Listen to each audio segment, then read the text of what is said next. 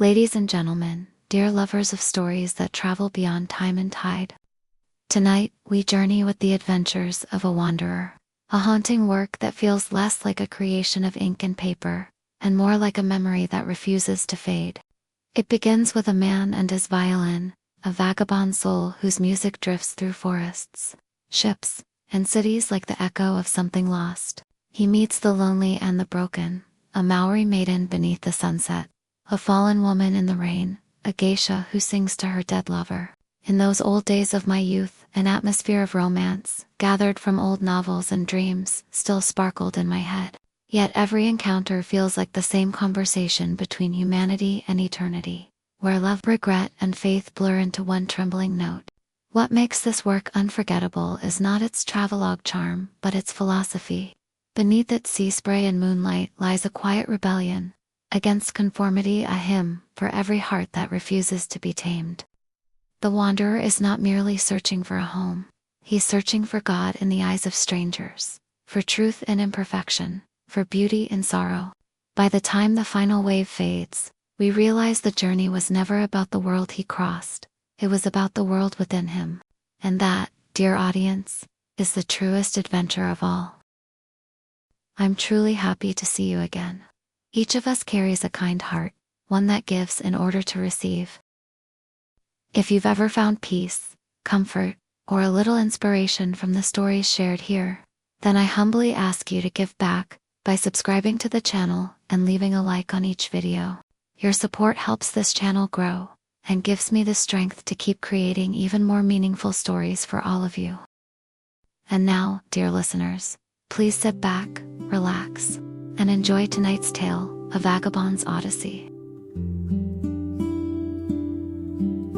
In those old days of my youth, an atmosphere of romance, gathered from old novels and dreams, still sparkled in my head. I am going to tell of the adventures that followed directly on my boyhood, when before the mast I had crossed the seas with eyes athirst for romance, looking for the wonderful, the beautiful and distant lands, in men and in women. And for that opportunity to perform those mighty, world-thrilling deeds that, alas, I have not even yet performed. After much wandering in search of wealth and fame, following desperate trouble owing to schemes that failed in Australia and the South Sea Islands, I at length caught typhoid fever in San Francisco. With many misgivings, I recovered. At last I found myself sitting in a top attic in North America. It was a humble little room. The atmosphere and surroundings, the very thing to feed the fire of my aspiring mind, to force one to do better. Its one window pane was broken. The furniture consisted of an old table, a box chair, a candlestick, and my extemporized bed on the floor. I was in Boston, the hub of the universe. My sea chest and best suit were in pawn in San Francisco. My money had almost all gone, and my latest grand passion had faded. I had been practicing the violin furiously day and night, for I hoped to become the world's greatest violinist. Yet at heart I still felt triumphant. The world seemed especially mine. One thing only, existence lacked a kindred spirit to stand shoulder to shoulder by my side on some quest for glorious violence. Adventurous thrills, voyaging across the uncharted seas of imagination. Oh, too brief, splendid madness of youth. Far below, outside my window, over the city's stone-slab streets, rattled vehicles, and the hurried, endless battalions of Yankee citizens passed by, seeking fortune or the grave. Gold seemed the incentive to all thrills. Human passion, hope, and ambition seemed congealed into a mechanical state of steam. Electric locomotion, and all that the almighty silver dollars would clink against. I also seemed to have frozen and become a part of the machine which is called civilization. The songs of sails aloft, the noise of forest winds and soundings across deep waters, had faded from my dreams into a wail of selfishness. Imagination is the soul of the universe, and grief is its Bible. But, alas, I felt a gross craving for food. So my ambition to outrival Paganini on the violin had subsided from its state of enthusiastic fire, and had left in my heart a dull callousness. One intense wish survived: to get a sound pair of boots and a new suit. Winter snows were only just melting, and much privation had considerably thinned me. I had done many things which I feel remain best untold. Necessity had inspired me with many original and desperate schemes, the latest of which was a determination to compose songs. Music hall hits come, have their day, are whistled and sung by the elite and by the street Arab, and suddenly I thought, why should not I supply the public with those rotten melodies? I would do it on original lines and give the American public something new. Did they not hail as brand new old melodies that Wellington's soldiers sung at Waterloo, and antiquated strains brought over by the passengers of the Mayflower, with one bar reversed and the title altered? I would jump from my bed at night, and, throwing off my blanket, which consisted of half a dozen old overcoats which my landlady had lent me, write down inspired strains and next day put them to suitable words with those sentimental and lascivious suggestions in them that suit the public taste for the artist. In me had sorrowed and become temporarily gross. I sought money more than the applause of musical critics. Boston publishers became familiar with my handwriting. I had about 50 rejected manuscripts with specially printed forms, notices that offered me their appreciation of my favors, and the editor's sincere compliments. And by the same post with many regrets, they were returning the MSS. At length I thought my name was getting too well known. I was obliged to seek a nom de plume. With characteristic family cautiousness, I hit on a name that was already famous in New York musical circles. My youthful innocence had almost passed, and I vaguely felt that to compete with the world, I must deliberately stain myself with its contagion. Often my heart bristled with schemes as multitudinous as quills on a hedgehog's hide. I had composed an attractive melody and had placed suitable words to it, but, notwithstanding my famous nom de plume, Muller, I had had my manuscripts returned, torn in the post, the editor's marks indelibly damaging it, and too often a dark stain across the first page that looked suspiciously like editorial tobacco juice. Things began to look serious. I became, if possible, even thinner. My landlady's politeness became gross. She thumped the door for rent. I was starving and only had a cake of common yellow soap. With the superhuman energy and pluck of aspiring youth, I tried again, imitated the latest hit and sent the manuscript to D & Co. of Boston, a small publishing firm in a side street off 6th Avenue. I signed it with my nom de plume. The initials differed by one letter from those of the original owner, thought this necessary to save legal trouble. I waited 3 days.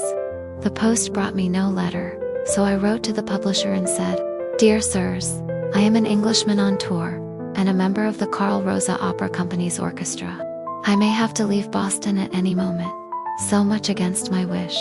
I must worry you for speedy consideration of my manuscript song, Dreams of El Dorado, which I can get publicly performed in London town when I arrive back."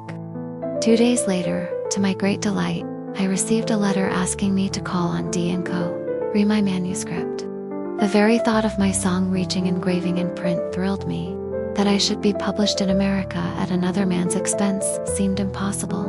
A Vanderbilt-like feeling pervaded my being. I pawned my violin, paid my landlady a week's rent, and gave the little blue-eyed daughter 25 cents to buy sweets with. I could have sung with joy. Next morning at 10:30, I was to be at the publisher's office. By night the reaction set in. I became suspicious.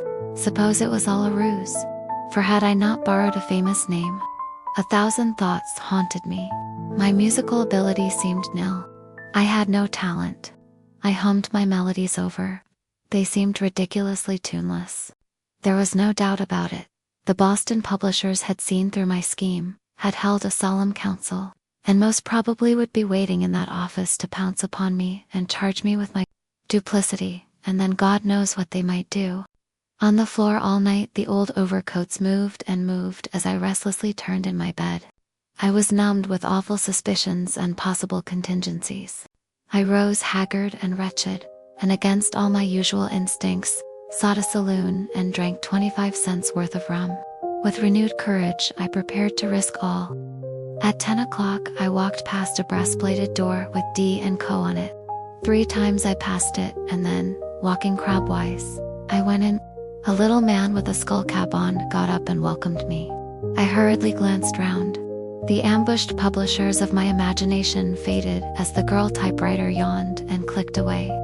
My erstwhile gloom blossomed to monstrous hopes. Negotiations commenced. "What did I usually ask for my work?" he demanded. I blushed and hastily wiped my nose. "Will $50 do?" I answered. I eventually got $5 for the song as a preliminary payment on royalties to come. Such royalties.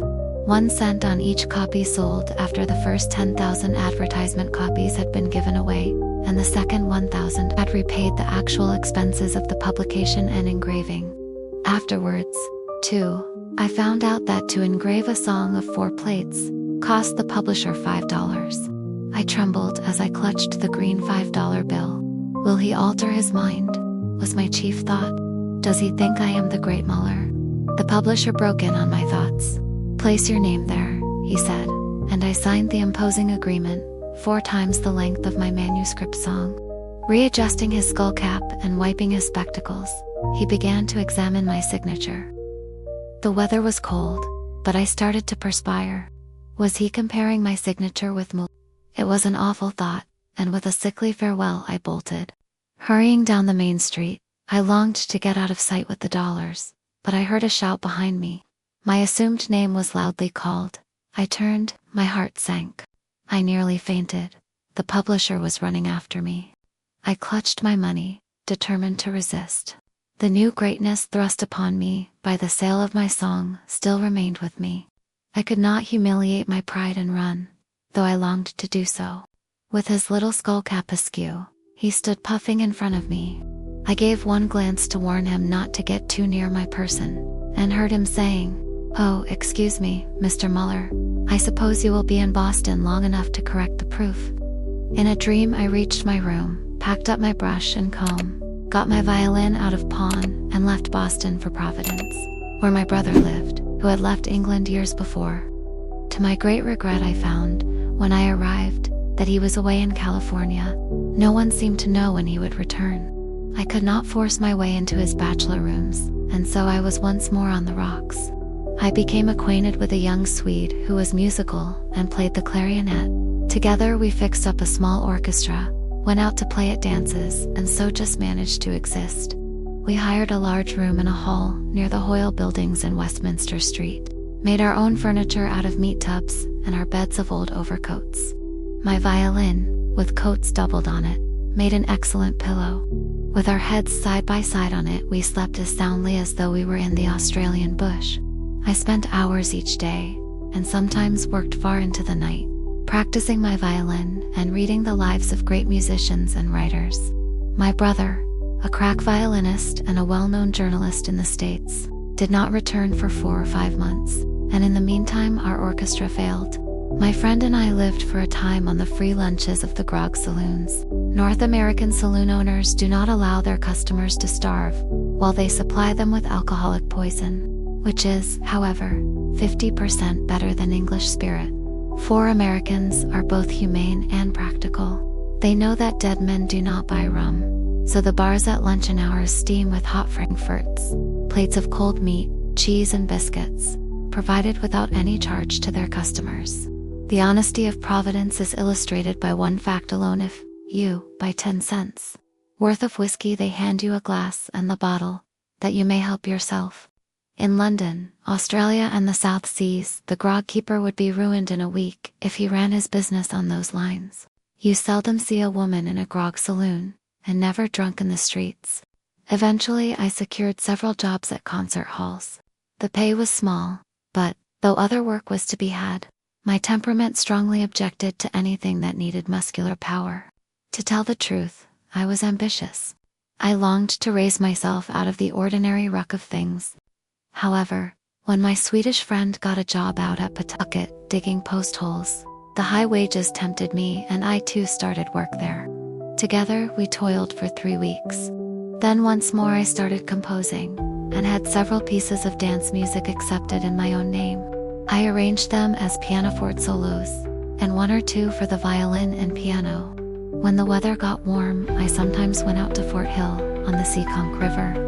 The prairie land of Rhode Island survives in variegated patches of miles of beautiful scenery, with rushing rivers, and landscapes dotted by wooden homesteads that remind one of New Zealand and the Australian bushland. My dear friends, there are pages of literature that do more than recount a single life. They touch the dreams of us all.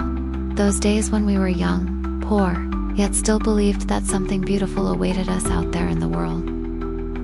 The man in this story once crossed great seas, once lay in a cold attic in Boston, a violin in his hand, hunger in his stomach, and fire in his heart.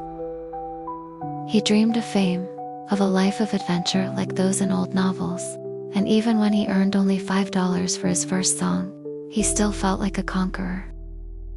What I want to tell you is this: every youth is a journey of being lost. We all once wanted to carve our names into the world, yet sometimes, what we received in return was only a letter of rejection, a free meal at a tavern, or a dream that vanished in the winter wind. But it is exactly in those moments, when we sit in an empty room, listen to the noise of the streets, smile through hunger, and write a new note, that life becomes truly worth remembering. This story is not merely about a young man who wished to be an artist. It is a reminder that sometimes, glory doesn't lie in success, but in the simple act of continuing to dream, even when the whole world no longer believes in that dream. In Providence, I made friends with a military band conductor.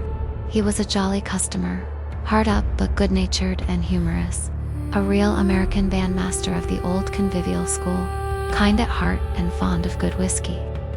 His greatest virtue was a commonplace one: he would always pay you back anything he borrowed, but unfortunately he was hard up and could not do so.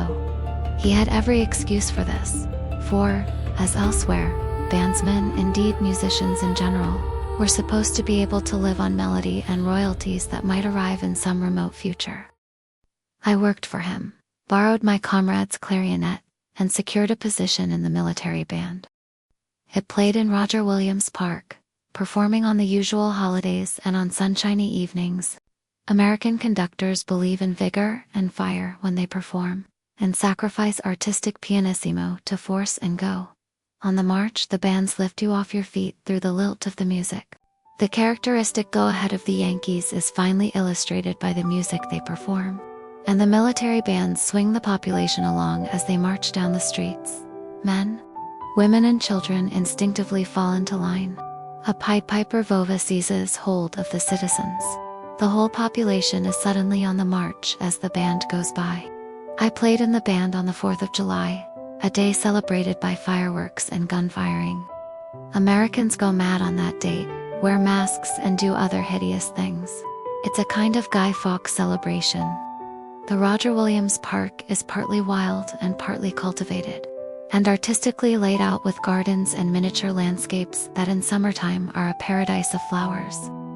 Various kinds of tropical-looking trees abound, in scattered clumps that are haunted at sunset with bright, roving eyes, for springing from bough to bough jump swarms of big wild gray squirrels. Their brush tails a foot long, stick up as they jump. The children are their boon companions, and come miles with lumps of cake and bread to feed their tiny, soft playmates, for they are as tame as white mice. Spring down from bough to bough and sneak a peanut off your hand.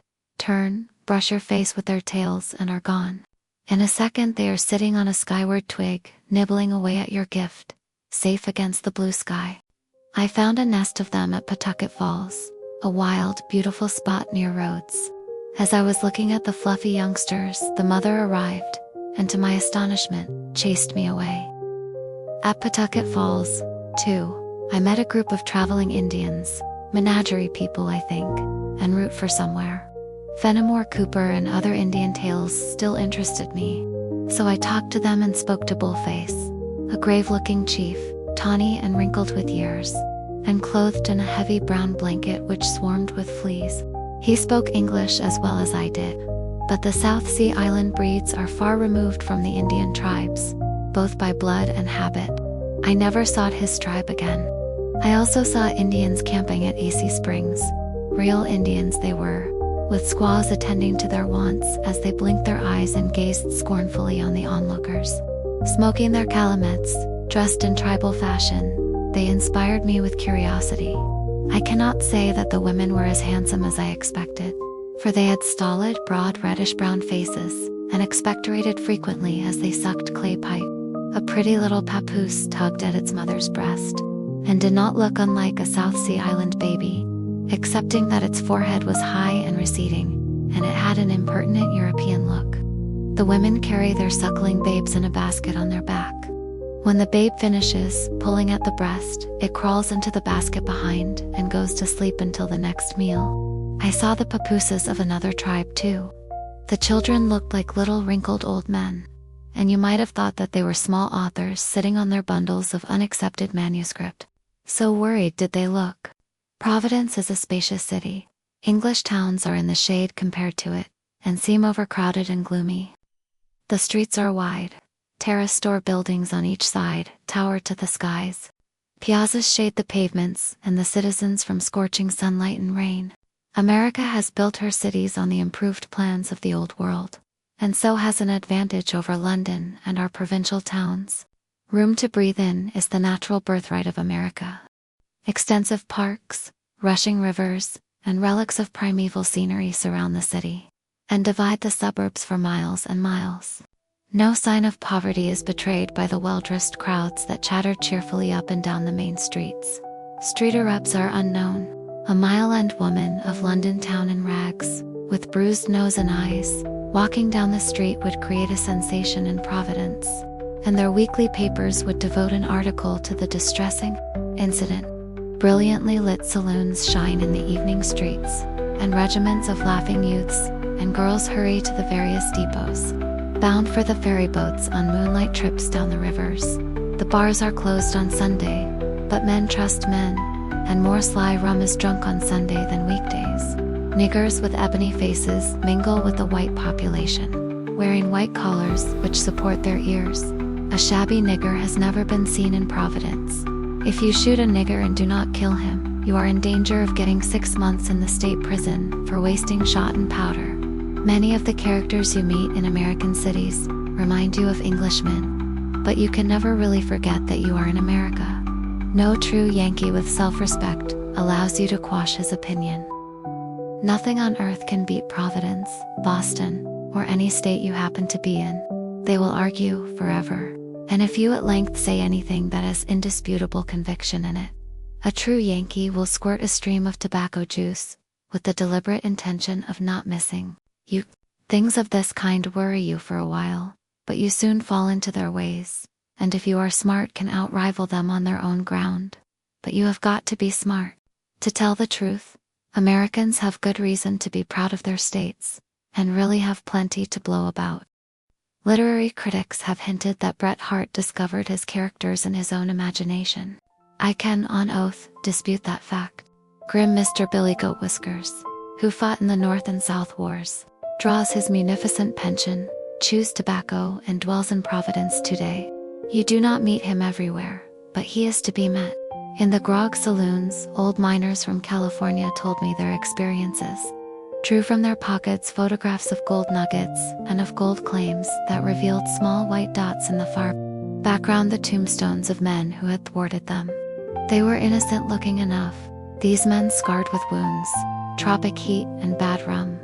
They followed the various occupations that suited aged heroes.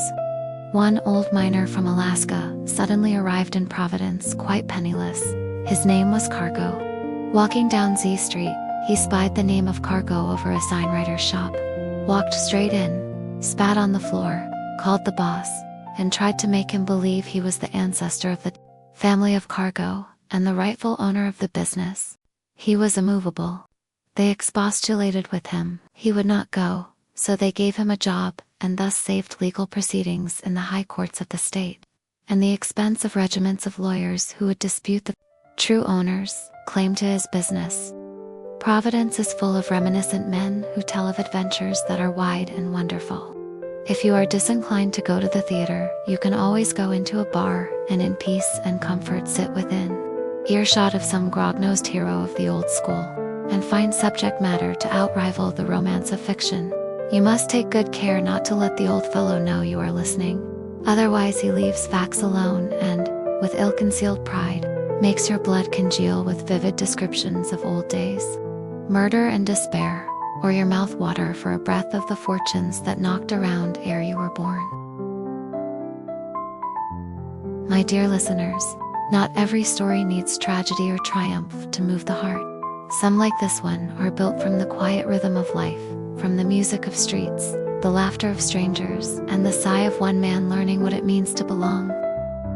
Here, our wandering narrator drifts into Providence, a city wide and proud, where brass bands stir the crowds and even poverty wears a mask of dignity.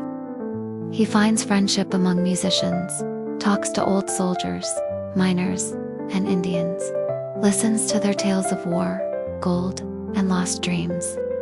Each encounter becomes a mirror, reflecting a fragment of what it means to live, to fail, to hope, and to keep singing even when no one's listening. Through these pages, what I want to share with you is this: adventure doesn't always happen on faraway seas.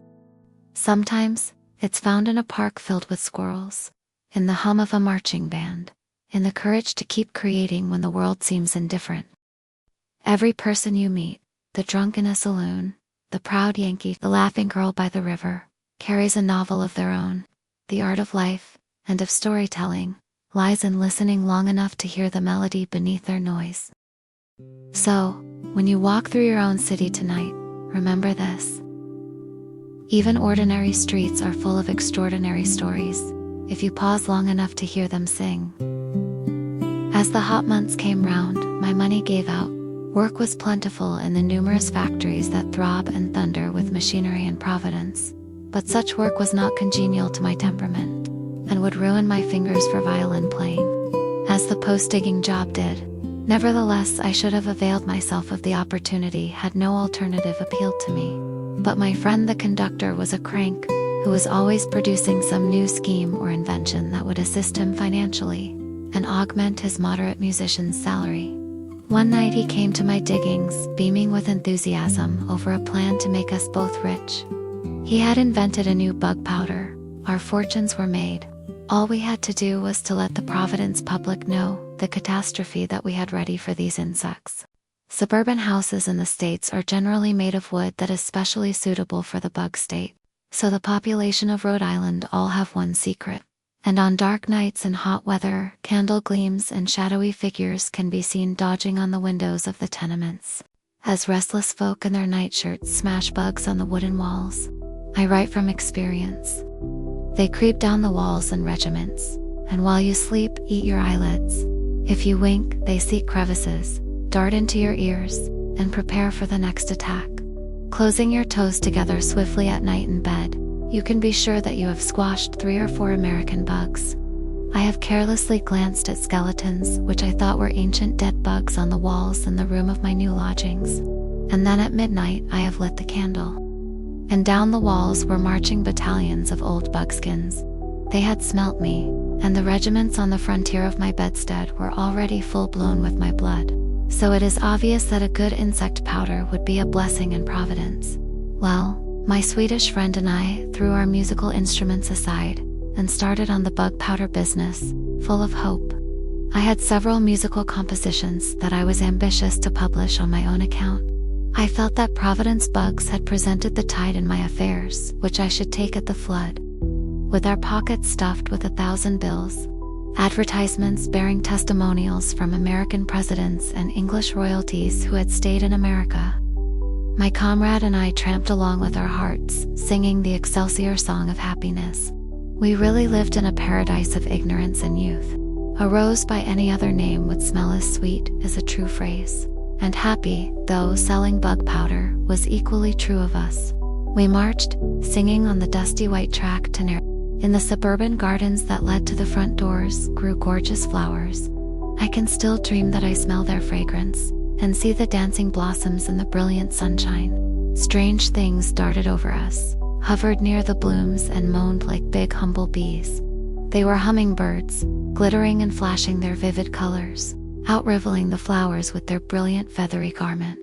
The sky was blue as a girl's eyes, and nearly as beautiful.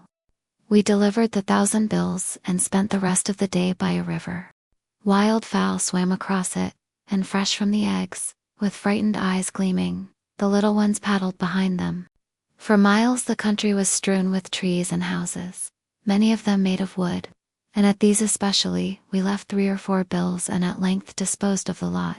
When we called on my friend the conductor for a first installment of $20 for our services, we found him out, but after several visits we caught him. He was pleased to hear that we had worked a full week and left 5,000 advertisements, but he put off the payment of our wages and borrowed my last $5. We haunted him for days. He was seldom home. My comrade and I sweated for miles and miles, seeking him at his various musical engagements. But the man seemed gifted with second sight, for as we knocked at the front entrance, he hurried off from the back and vanished. The bug business failed, and he moved. Still, we demanded our wages by post, for he had left no address, and we hoped that the postal authorities would forward our pleading request. At last we found him. The sound of martial music came down D Street. A military band was leading a funeral procession, of some old soldier I suppose. There at the head of the band, he blew solo cornet. We dared not approach him, but in our excitement we waved our hands.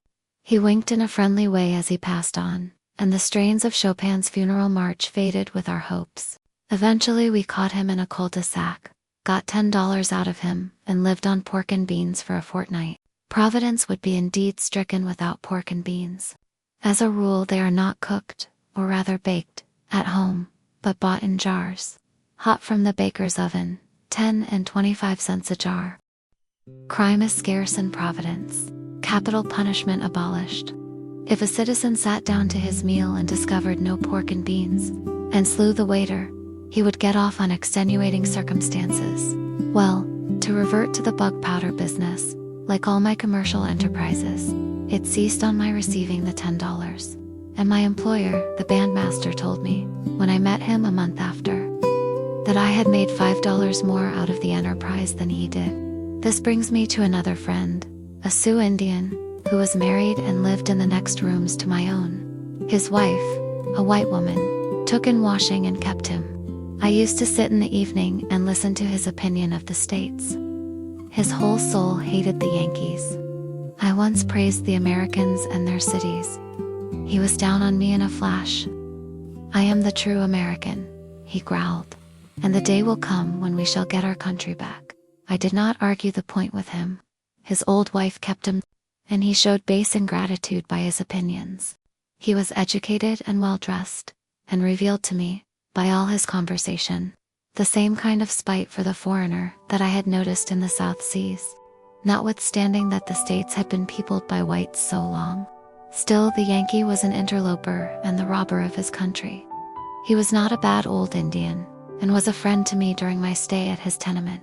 Just before I took his rooms, I went to Boston to hear H., a celebrated violinist who was performing there. I was anxious to hear if he was as wonderful as the review notices made him. I do not think I have ever heard such fine playing equaled even. He played Mendelssohn's concerto and swayed the legato strain out till it sang like a rivulet of silver song, as the deeper notes mellowed to a golden strain as perfect in quality as the sunset. Lyrebird of Australia. I have heard Sarasate S.A., Joachim, and many others, but no one with a better tone and intonation, except Sarasate, who played like some inspired magician off the concert stage. I heard him play at his villa in Biarritz, where I had the pleasure of receiving a gratuitous lesson from the celebrated maestro. No, like this, he said, as I played one of his own compositions. Then he lifted his violin to his chin, and looked out of the villa's lattice window as he played and rippled out a sparkling chain of diamond pure notes, and then literally swooned into the abyss. I never had the courage to play that particular piece after. After hearing that violin virtuoso at Boston, I became enthusiastic and returned to Providence. The fever was on me.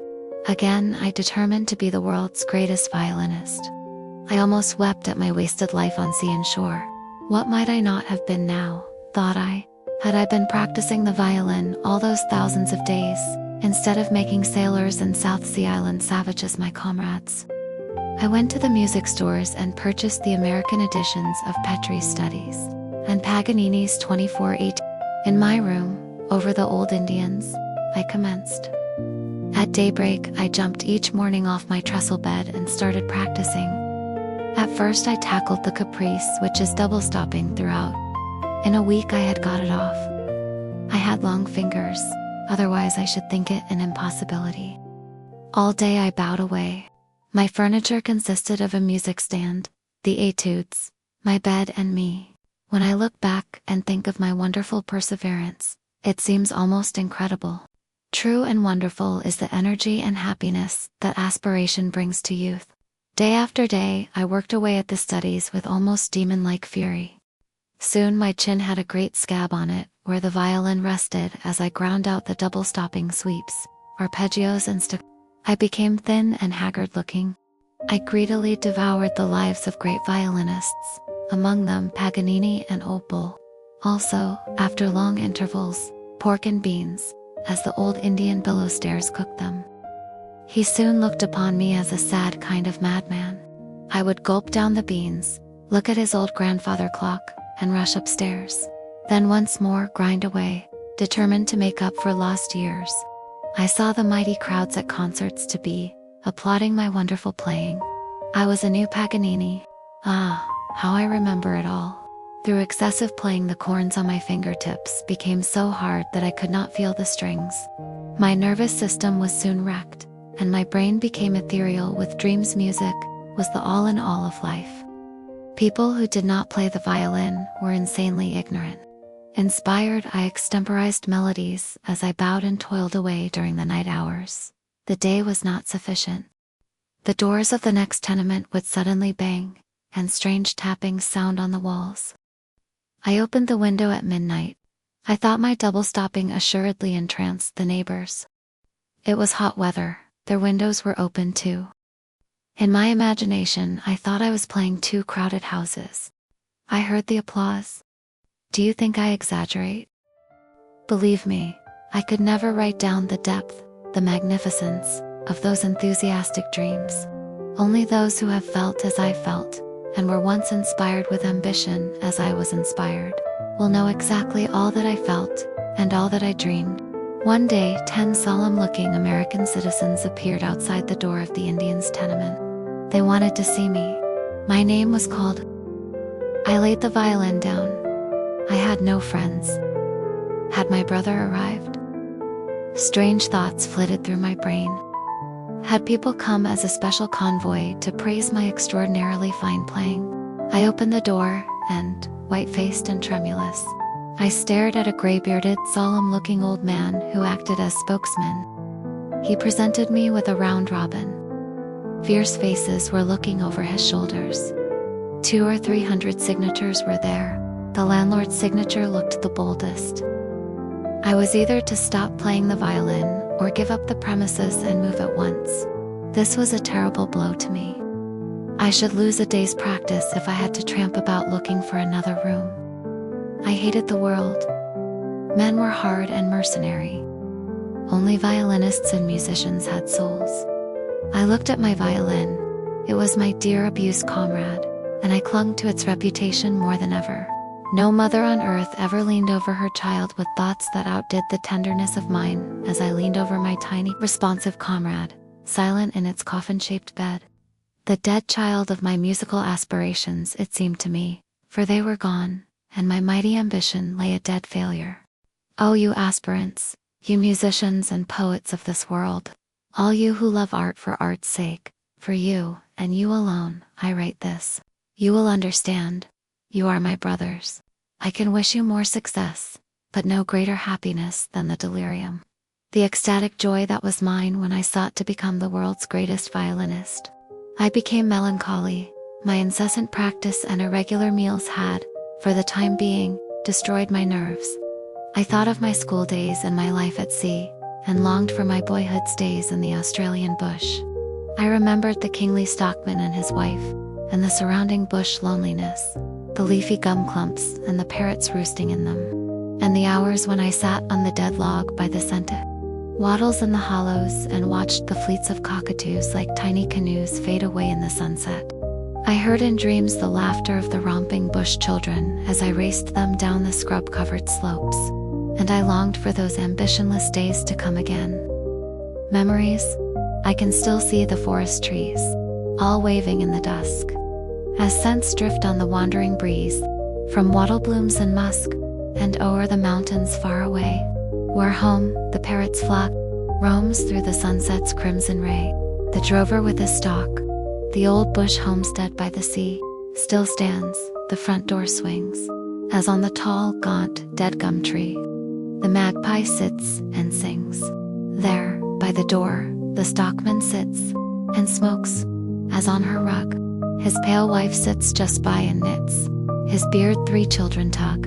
And as I stand and dreaming, gaze, the years have taken wing, and from my heart out of old days, comes this sad song I sing. That garden where those children ran, raced me, laughed, screamed with joy, is overgrown, and I, a man, have overgrown the boy. I know the redwood's forest height, of branches thrilled with words, all laden with God's golden light, songs of soft bright-winged birds, has blazed to ash in homestead fires, of cities o'er the plains, of all those woods and sweet desires. This poem now remains. Sweet Ellen, curled hair and brown eyes, I loved her pretty ways, and as I dream, sad heart mists rise. From those wild boyhood days, my love was half a passion then. That pure love God, earth gave, it comes in after years to men. For someone in a grave, their shanty where I sweetly slept, and heard the night bird's screams. As through the scrub, the dingo crept, has rotted into dreams. Now through the hills the echoes fly, of hearts o'er shining rails. The night express thundering by, that brings the English mails. Yet often I go back again, to where the homestead stands. I gaze in eyes through mists of pain, and clasp old shadow hands. Kiss Ellen, Bertha, and learn. Those pretty children 3 may someday read these lines of mine, and all remember me. Ladies and gentlemen, there comes a time in every dreamer's life when hope burns so fiercely that even failure feels like a kind of glory. In this story, we meet a young man who has fallen from one dream to another, from composer to salesman, from violinist to beggar, from the fire of ambition to the quiet ashes of memory. He sells bug powder instead of music, starves for art, and clings to a violin as though it were his last heartbeat. Yet through every absurd scheme, every rejection, every moment of hunger, there is still a wild beauty, the beauty of one who refuses to stop believing that life can still sing. What touches me most, after all these years of reading stories, is not his failure, but his persistence. He reminds us that the world can break your body, laugh at your dreams, and turn your art into silence. But if you still pick up your violin, if you still whisper a melody into the night, then you have already triumphed. Because this is not a tale about success. It's a confession of what it means to be alive, to dream too hard, to fall too far, and still, somehow, to keep loving the sound of your own song. So, if you ask me what I wish to say after 20 years of telling stories, it is this. Never let the world shame you for dreaming too much. The noise of machines, the laughter of others, even the silence of failure, they will all pass. But the music you make with your soul, that will remain. In August that year, I at last received a letter from my brother, telling me he had left California and would arrive in Providence in a few days. I was delighted, for I was then completely on the rocks, having spent all my earnings on buying a violin bow and a stock of music. My comrade the Swede promised to come with me to meet my relative at the station. The next day we stood on the platform together at 11 o'clock. The telegram said 12:30 p.m., but we were young and eager. We rubbed our hands with joyful anticipation as we stood there anxiously watching. Our funds were low and my brother had performed a miracle. He was a poet and journalist, and had made money out of his profession. When the train steamed in and the saloon car door opened, I recognized at a glance the characteristic contour of the family face, though I had not seen my brother since we were children. I rushed forward, overjoyed, and the welcome of brotherhood smiled in his expression. 6 feet in height, and correspondingly athletic in appearance, he was well able to carry his own portmanteau, but privations and thoughts of affluence from his exchequer inspired me. Impulsively I seized it, Years of residence in the States seemed to have changed his original nationality and the accent of his speech. He stood smiling before me, a Yankee of the aristocratic type. His keen gray eyes stared at my shabby clothes. The situation was evident to him at a glance. In a store by the Civic Center, with an entrance that looked like the south nave of the Crystal Palace, my comrade and I were measured for new suits. Words could not express my gratitude. With this lightening of my financial cares, I felt the dim delirium, the exuberance, the faint revival of my old romantic glamour return. The world seemed beautiful after all. My Swedish friend was delighted too, and smiled from ear to ear. I can still see his tall, lanky figure, and his merry round blue eyes as he puffs and tootles away on his beloved clarionet. Ah, how happy we were, marching on, carelessly unfulfilling the great promise of youth while we were yet youthful. Yet what is the good of promise fulfilled when youth is gone, when the glamour has faded, and you look through the grim spectacles of reality at the rouged cheeks of blushing truth and beauty? Oh, to remold this scheme of life, and be born old. To travel with time and grim experiences down the years towards cheerful, glorious youth, back to the innocence and beauty of childhood's dreams. To die full of hope and fond beliefs, and let the true believers travel the other way. I know not where we went or why we went. I only know that my brother embraced the occasion and caught the vagabond fever, and that our valet, an old Turk who kept swearing that he wasn't an Armenian, sang jovial songs that were musically reminiscent of his harem days as he stumbled and struggled behind us, carrying our bundles of fruit, new suits, bouquets of flowers, and my long-wanted expensive copyright etudes, Petrie's violin studies, and all that sudden and unexpected affluence inspired us to buy it. I recall, too, how we were walking up the brilliantly lighted main street when a Negro who was anxiously watching for the editor of a Providence journal that had criticized his lodging house and the lady lodgers who kept such late hours, suddenly whipped out a revolver and fired. The editor had appeared at his door and received a bullet in his face. But he too had a revolver. Probably he had been expecting the Negro's transcend. He fired back and blew all the Negroes' front teeth out. The next bullet from the Negro's revolver went through the violin studies which I held by my side. And but for the fortunate ricocheting of the bullet, I should not now be able to write my reminiscences. I think the Negro recovered from his wound, and the editor was severely reprimanded for not hitting a vital spot. For the sins of Negroes are dwelt upon like the sins of the poor relation. And I must admit that Negroes are sometimes almost as bad as white men. There were no moving pictures in those days to perpetuate the episode, but still it has flashed vividly before my mind's eye. I see the three races of good fellowship, my tall brother and myself. Between us, my lanky sweet comrade, and, just behind us, straight-nosed Turkey struggling along on bandy legs. Equipped with argosies of youthful dreams, pitching the moon and stars and sun from hand to hand.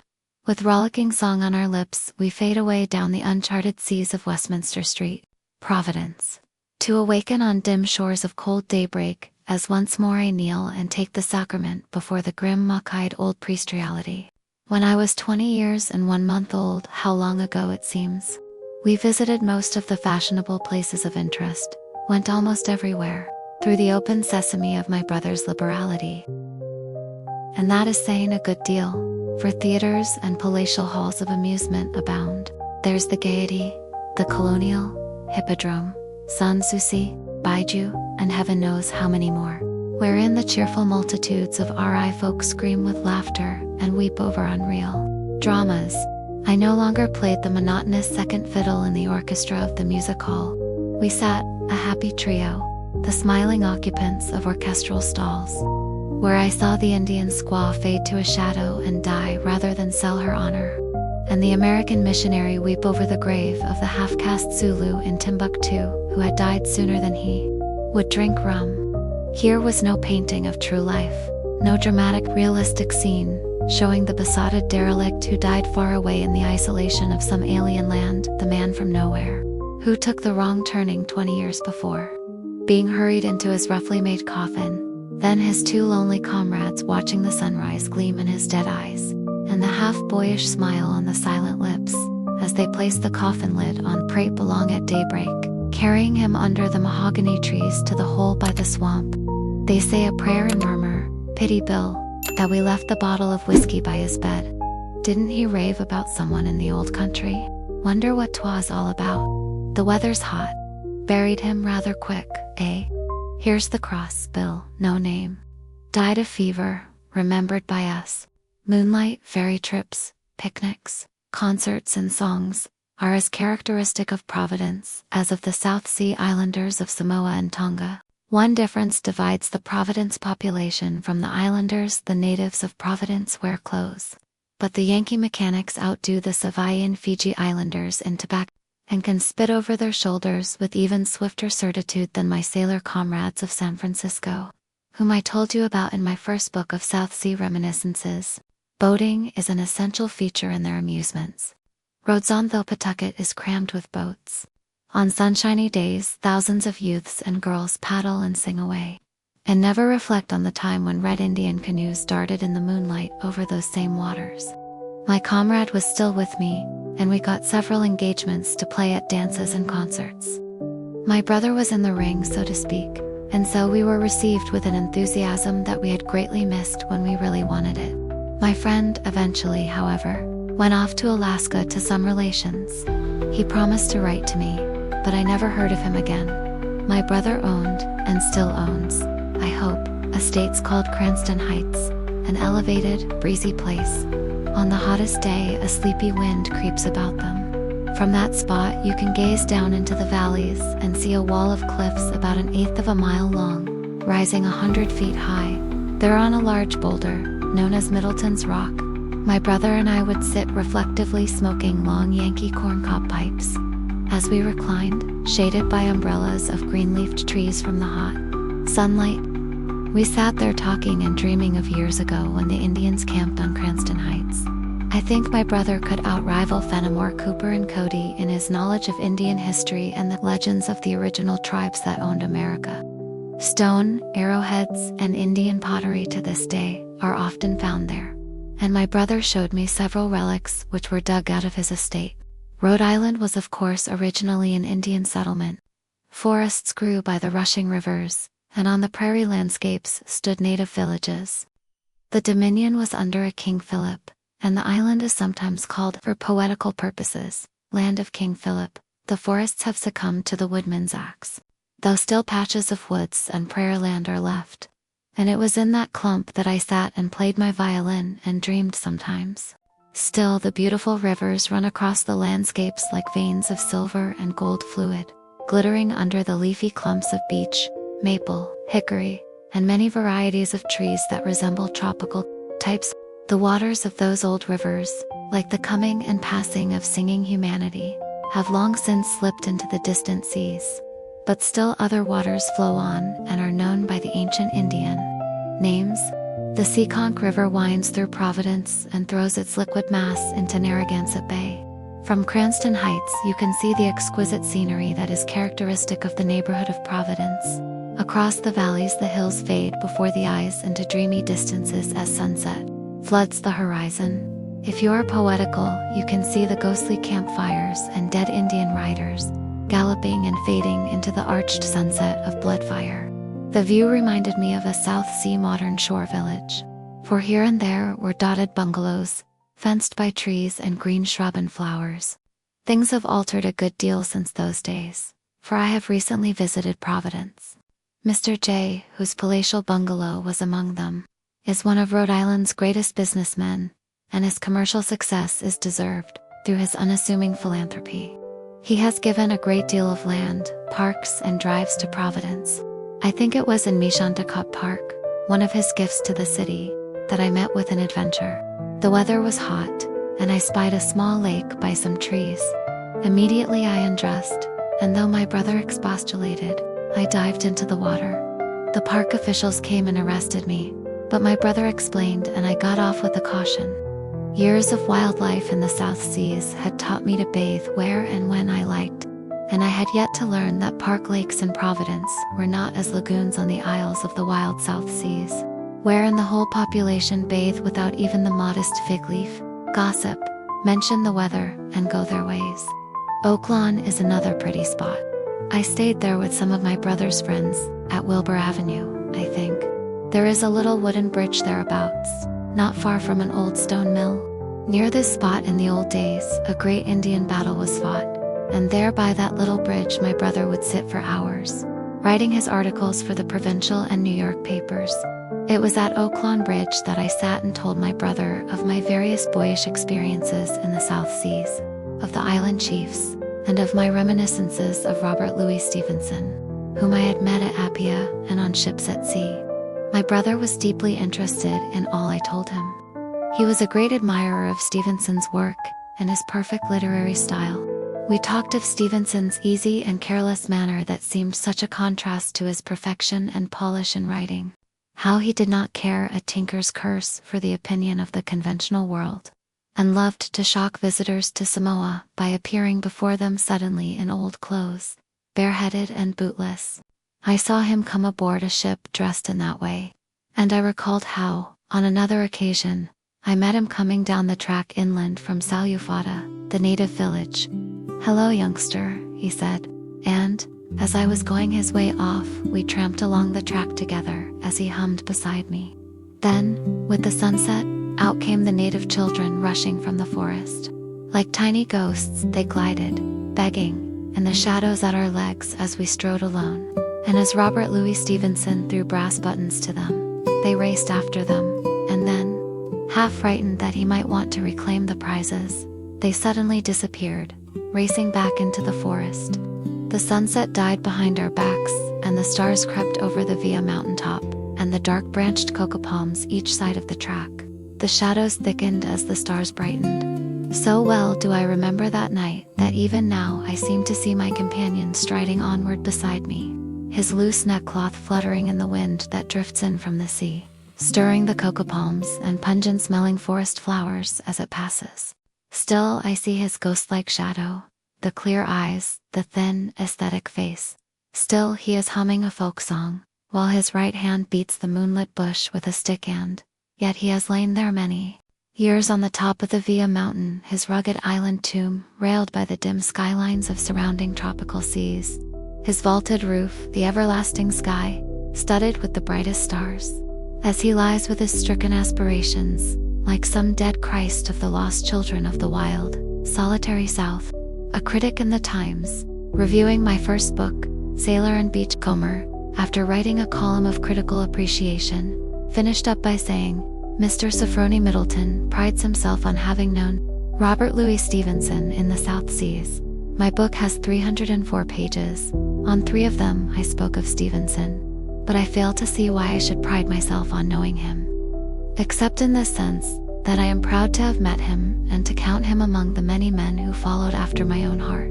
If he had not died before I returned, a little older, to Samoa, he would have welcomed me as I should have welcomed him, for he had several times expressed a wish that I should call on him and take my violin, but in the foolishness of a boy's thoughtlessness I did not go.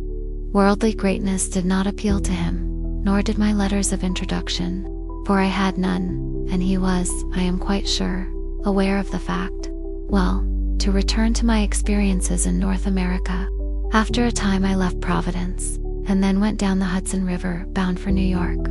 There I stayed in a temperance hotel close to the Bowery, and I cannot forget the scene.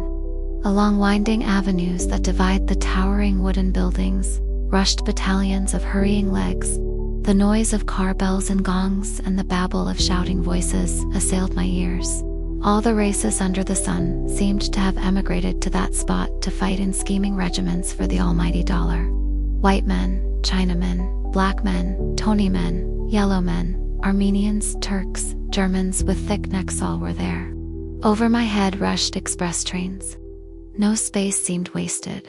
Indeed, the Yankees in their commercial search for gold peg, out claims in the sky, claim square miles of stars, as up go their buildings to the heavens.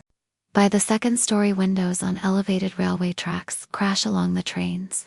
In those days they ran by steam, and the coal dust showered down your neck, and in your eyes as you moved along with the thick crowd below.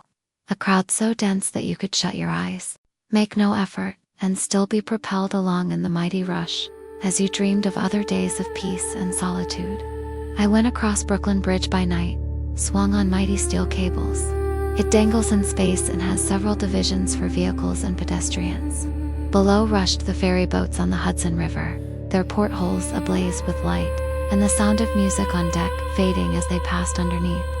Across the bridge hurried electric cars, racing along by the mechanical genius of man's brain, the light of the universe, the stars switched onto wheels. I only stayed 1 week in New York, for I met an old shipmate whom I had sailed with from Sydney. He was on a tramp steamer. One of the deckhands had gone into hospital, so I yielded to my friend's persuasion, went on board, secured the job, and signed on. For the rest, it is all like a dream now. I can hear the rattle of the rusty chain as they haul the anchor up, and the uncouth, shrill calls of the pulling crew, rising above the clamor of the steam winches, just before the tramp steamer moves away from the wharf to put to sea. New York and its babble of voices with their nasal twang, its vast drama of scheming existence in a feverish hurry, fades away and becomes a memory of some monstrous magic shadow show lit by the sun far off, somewhere across the lone sea miles astern. The sea routine has commenced. Deep down in the stokehold, firemen with cadaverous faces turned to the furnace blaze are toiling away. They look like shadows in the flame-lit gloom, like dead men working out their penance in hell, attired in pants and a sweater only, with their hairy chests steaming with running perspiration. They work furiously. Their conversation is made up chiefly of oaths and forcible criticism on the lack of generosity they found in Bill or Jim, who only stood them 10 drinks ashore. After all they had treated them to on that first spree night of the last trip. They are not bad men, and as they spit out the coal dust in a thick mass from their stained lips, and take a gulp of condensed water to quench their thirst, I feel deeply sorry for them, and realize that they are the unsung heroes of the sea. I look at the row of unshaved faces, thrust forward to the roaring fires, and at their shriveled hands and big arms moving the long steel stoking bars, and wonder at the marvelous strength and virtue of the hard-working ship's firemen. On deck, like iced wine to my lips, I drink in the fresh sea breeze. It is dark. I cannot turn in, for I should not sleep. So I go into the forecastle and watch the sailors playing cards, then return on deck and look over the ship's side. Under the pendulous, curved moon, for it seems to sway to the roll of the rigging, the mate's form moves to and fro as he tramps the bridge. The sailing ship that we sighted on the weather side at sunset is now only a tiny traveling star, low down on the ocean darkness far astern, where her mast headlight shines. The weariness of the sea's monotony is on me. We have been to sea long enough to be halfway across the Atlantic. The weather is much colder. The moon is large and low, and looks like a ghostly arch to the south, for it seems half submerged far away on the edge of the ocean, that seems shivering for miles with silver mystery. Just over the side I watch the mirrored masts and rigging glide along with us, as though a ghostly ship is following, and the hours fly and dawn breaks grayly. And once more the tramp steamer is surrounded by blue skylines, till sunset sinks to a wild blaze in the western arch of the sky. The sailors go on watch. The cook washes his pots and pans ere he cuts his corns and turns into his bunk. The wind's voice murmurs mournfully in the rigging and round the bridge awnings. As the night grows older, it swells to a tremendous voice that is really me, for it is the re-echo of my own hearing. And dreaming consciousness, I fancy I hear the hounds of death racing across the wild sea moors, as shadows dropping from the flying clouds go running over the moonlit sea, and now, as though a door in the sky is opened, the stars and moon are driven and shut away in the outer universe. For a mighty sheet of storm cloud slides across the heavens. The world is changed to an infinity of dark and wind, and the one dim figure of the lookout man on the forecastle head. The thundering seas slowly rise with their white crests glowing in the ebon darkness as the brave old tramp steamer, like a frightened thing, stays her way a moment, and shivers as seas strike the weather bow. Then again she pitches onward, as wonderful little men, with bony, haggard faces, with weary eyes in them, stare into the furnace fires of the steamer's bowels, and shovel and stoke to sustain an honest existence, and drink tank water. No wonder they drink beer when they get the chance. I am quite sure I should. A week later we sighted the cliffs of England, and soon after the sea tramp touched the wharf at Liverpool with a jerk and a shiver. and went to sleep among a forest of masts and funnels till her next trip. Ladies and gentlemen, there are pages in life that are not written in ink, but in sweat, in dreams, and in hunger. The narrator of this memoir has crossed vast oceans, wandered through dazzling cities like Providence and New York, carrying in his heart nothing but a violin, and the belief that music could save his soul. He once sang for his supper, laughed through hardship when his brother welcomed him with a new suit, and nearly lost his life to a stray bullet. Yet no matter how cruel the world became, the sound of his violin never left him a fragile melody, yet stronger than fate itself. When the ship left New York harbor, he saw the firemen below deck, faces darkened by soot, eyes glowing with the reflection of the furnace flames. And perhaps for the first time, he understood, it isn't only artists who suffer for beauty. Those quiet, unseen laborers are the true background music to every dream. Then came the storm, wind howling, waves raging, the ship trembling in the dark sea. Still he stood there, listening to the wind blend with the music inside his heart. And when dawn broke upon the cliffs of England, he finally knew, even if life never leads us to glory, it is still worth living, so long as we have not stopped dreaming, nor stopped believing in beauty. And I, dear audience, wish to tell you just one thing. Do not fear the pain that comes with your dreams, for that very pain is proof that you are still alive, that your heart can still tremble at a song, or quicken at the sight of the first sunrise after the storm. And that, ladies and gentlemen, is what makes every life, no matter how small or lost, a story forever worth telling. Again I am home and meet familiar faces, and enjoy the sweet security of home life and respectability. But soon the flight of time brings its inevitable changes both to my feelings and to those around me. I am no longer the prodigal son and a romantic novelty to the many who welcomed me at my arrival in the monotonous suburb.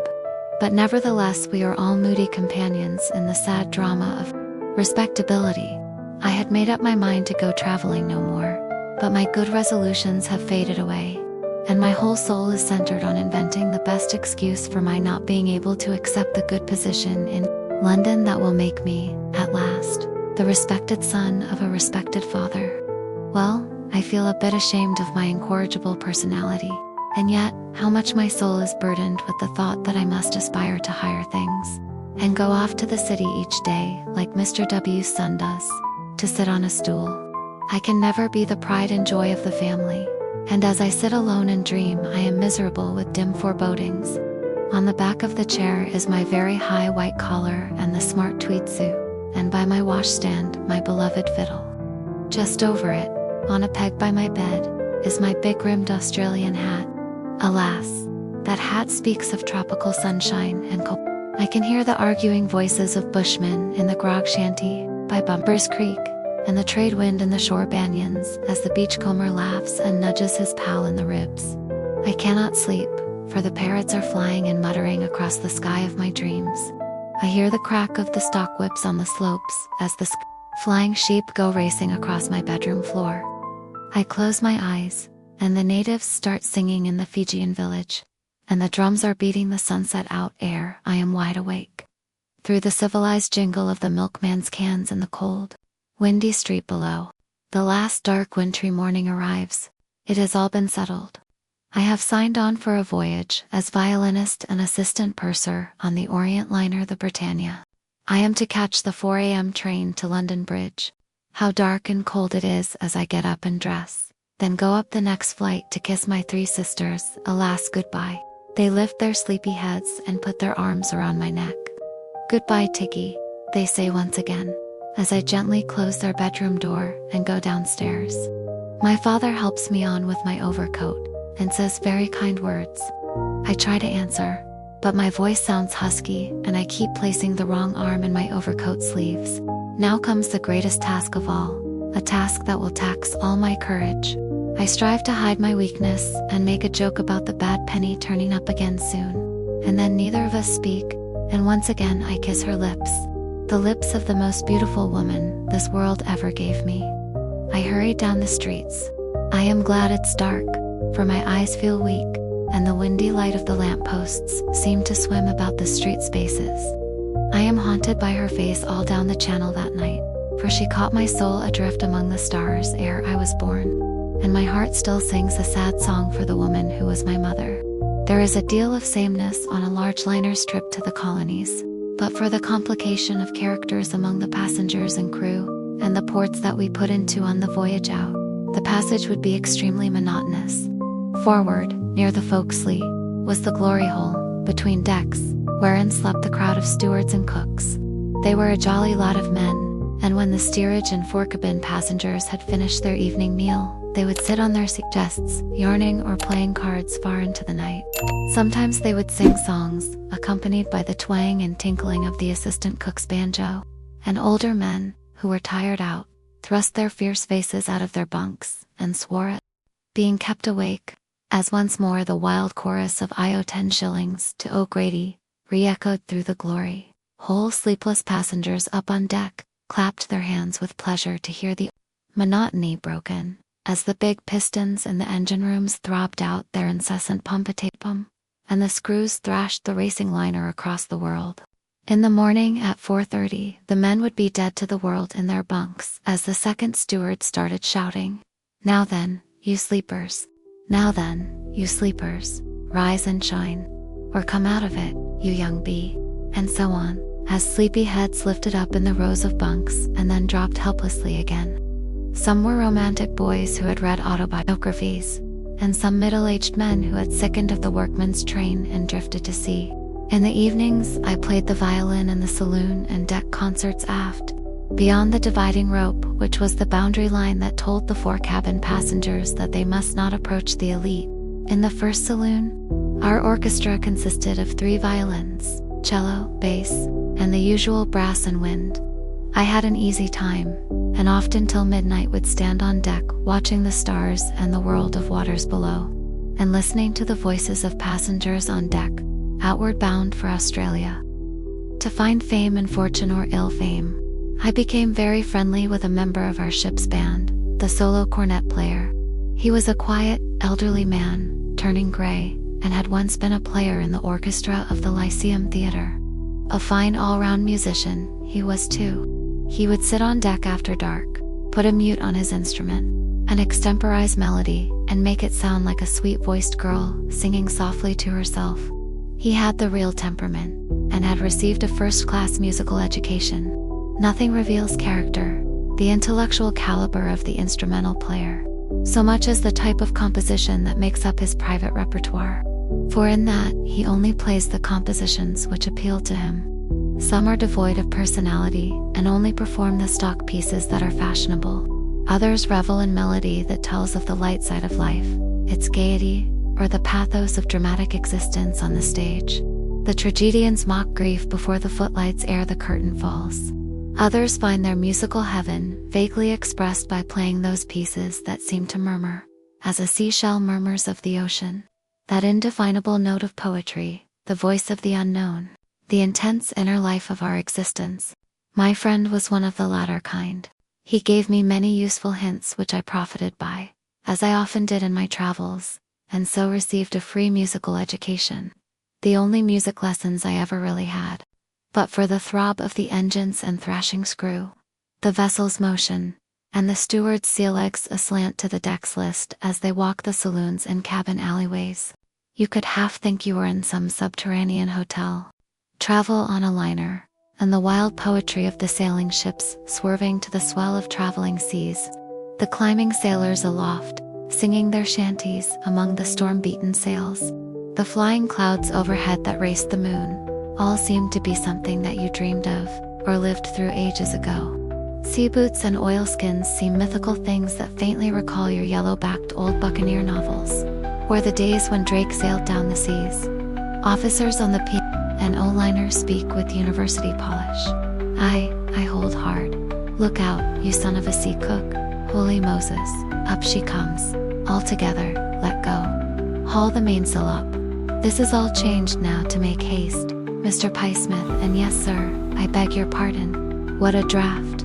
Or a bell tinkles down in the engine room, and the mammoth liner, like a mighty iron beast, slows obediently to half speed, stops, or slashes her tail, and goes full speed as without one song or oath. The stormy night in Headwind, the huddled group of sailors in oilskins, singing their wild shanty, "Oh oh" for Rio Grande, on deck in the windy dark, as they bend together and pull, while the vast monotone of the ocean becomes the orchestral accompaniment to voices from strong, open, bearded mouths, and your world of stars suddenly veers as the dark canvas sails and yards swerve round, the chief mate shouting, "What the blazing hell, eh, there?"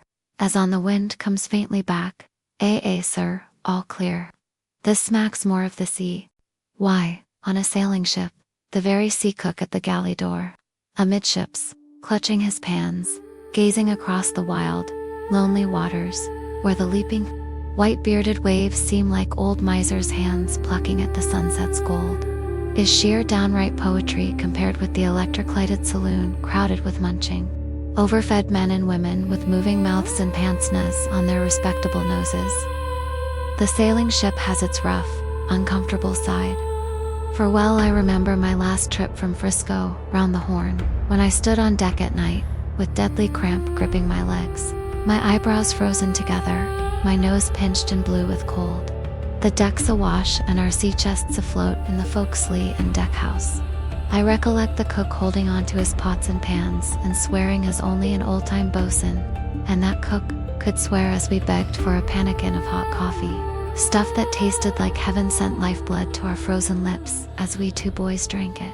The weather-beaten bosun in his oilskins and sea boots went by us in the dark, as great seas came over, singing a song to himself as though he was soliloquizing in some quiet bar off the Mile End. Rode instead of experiencing the wildest weather I have ever seen, or ever want to see. How I admired those old sea. "Fetch that, matey," they'd say, and off I'd rush, eager to please and obey the orders of Horatio Nelson and Sir Francis Drake, for such men they seemed to me. In the forecastle at night they'd say, "Get that fiddle out and play to us." A thrill of boyish pride would go through me to notice their attention and respect as I played my best. Presently they would join in as I played the shanties they had taught me, sailing down to Rio or blow the man down. Without removing their pipes or chewing quids, their cracked, hoarse-throated voices would join in. Deep bass voices 2 or 3 had, and as they sat round me on their old sea chests, and I scraped away to the tuneless yelling, bearded mouths beneath the dim light of the forecastle oil lamp, I drank in the last breath of the winds of sea romance. I see them now as I dream. There they sit on their sea chests, oilskins and sea boots on, with curios from other lands fastened over their bunks around them, as they open their big bearded mouths and sing. How ghost-like their eyes look by the light of the dim lamp, as the hazy tobacco smoke curls thickly to the low roof. Then their hollow voices fade, and the visionary old hands vanish as the last breath of wind blows them like cobweb-fine things through the forecastle door, along the moonlit deck, away seaward forever, as I dream. How I recall these lonely nights, and the sailors moving across the deck in the dark, or climbing aloft like shadows back to the sky. I used to stand alone and gaze over the ship's side and suddenly feel the intensity of living, as my thoughts half clung hopefully to the stars, like lost, migrating swallows that cling to the rigging of ships far out at sea, and the mighty, moving water all around me seemed to break with its monotone against eternity. I remember lying in my bunk, and by the oil lamp's light watching the ship's cockroaches go filing across the photographs of my parents and relatives which I had tacked on my bunk side to remind me of home, though I required no such reminder. Those silent faces intensified the difference between reality and my boyhood's dream. As a cold breath out of the grave of my beloved, who slept in the seas outside, blew through the door across my face as I dreamed of her, my beautiful dead romance.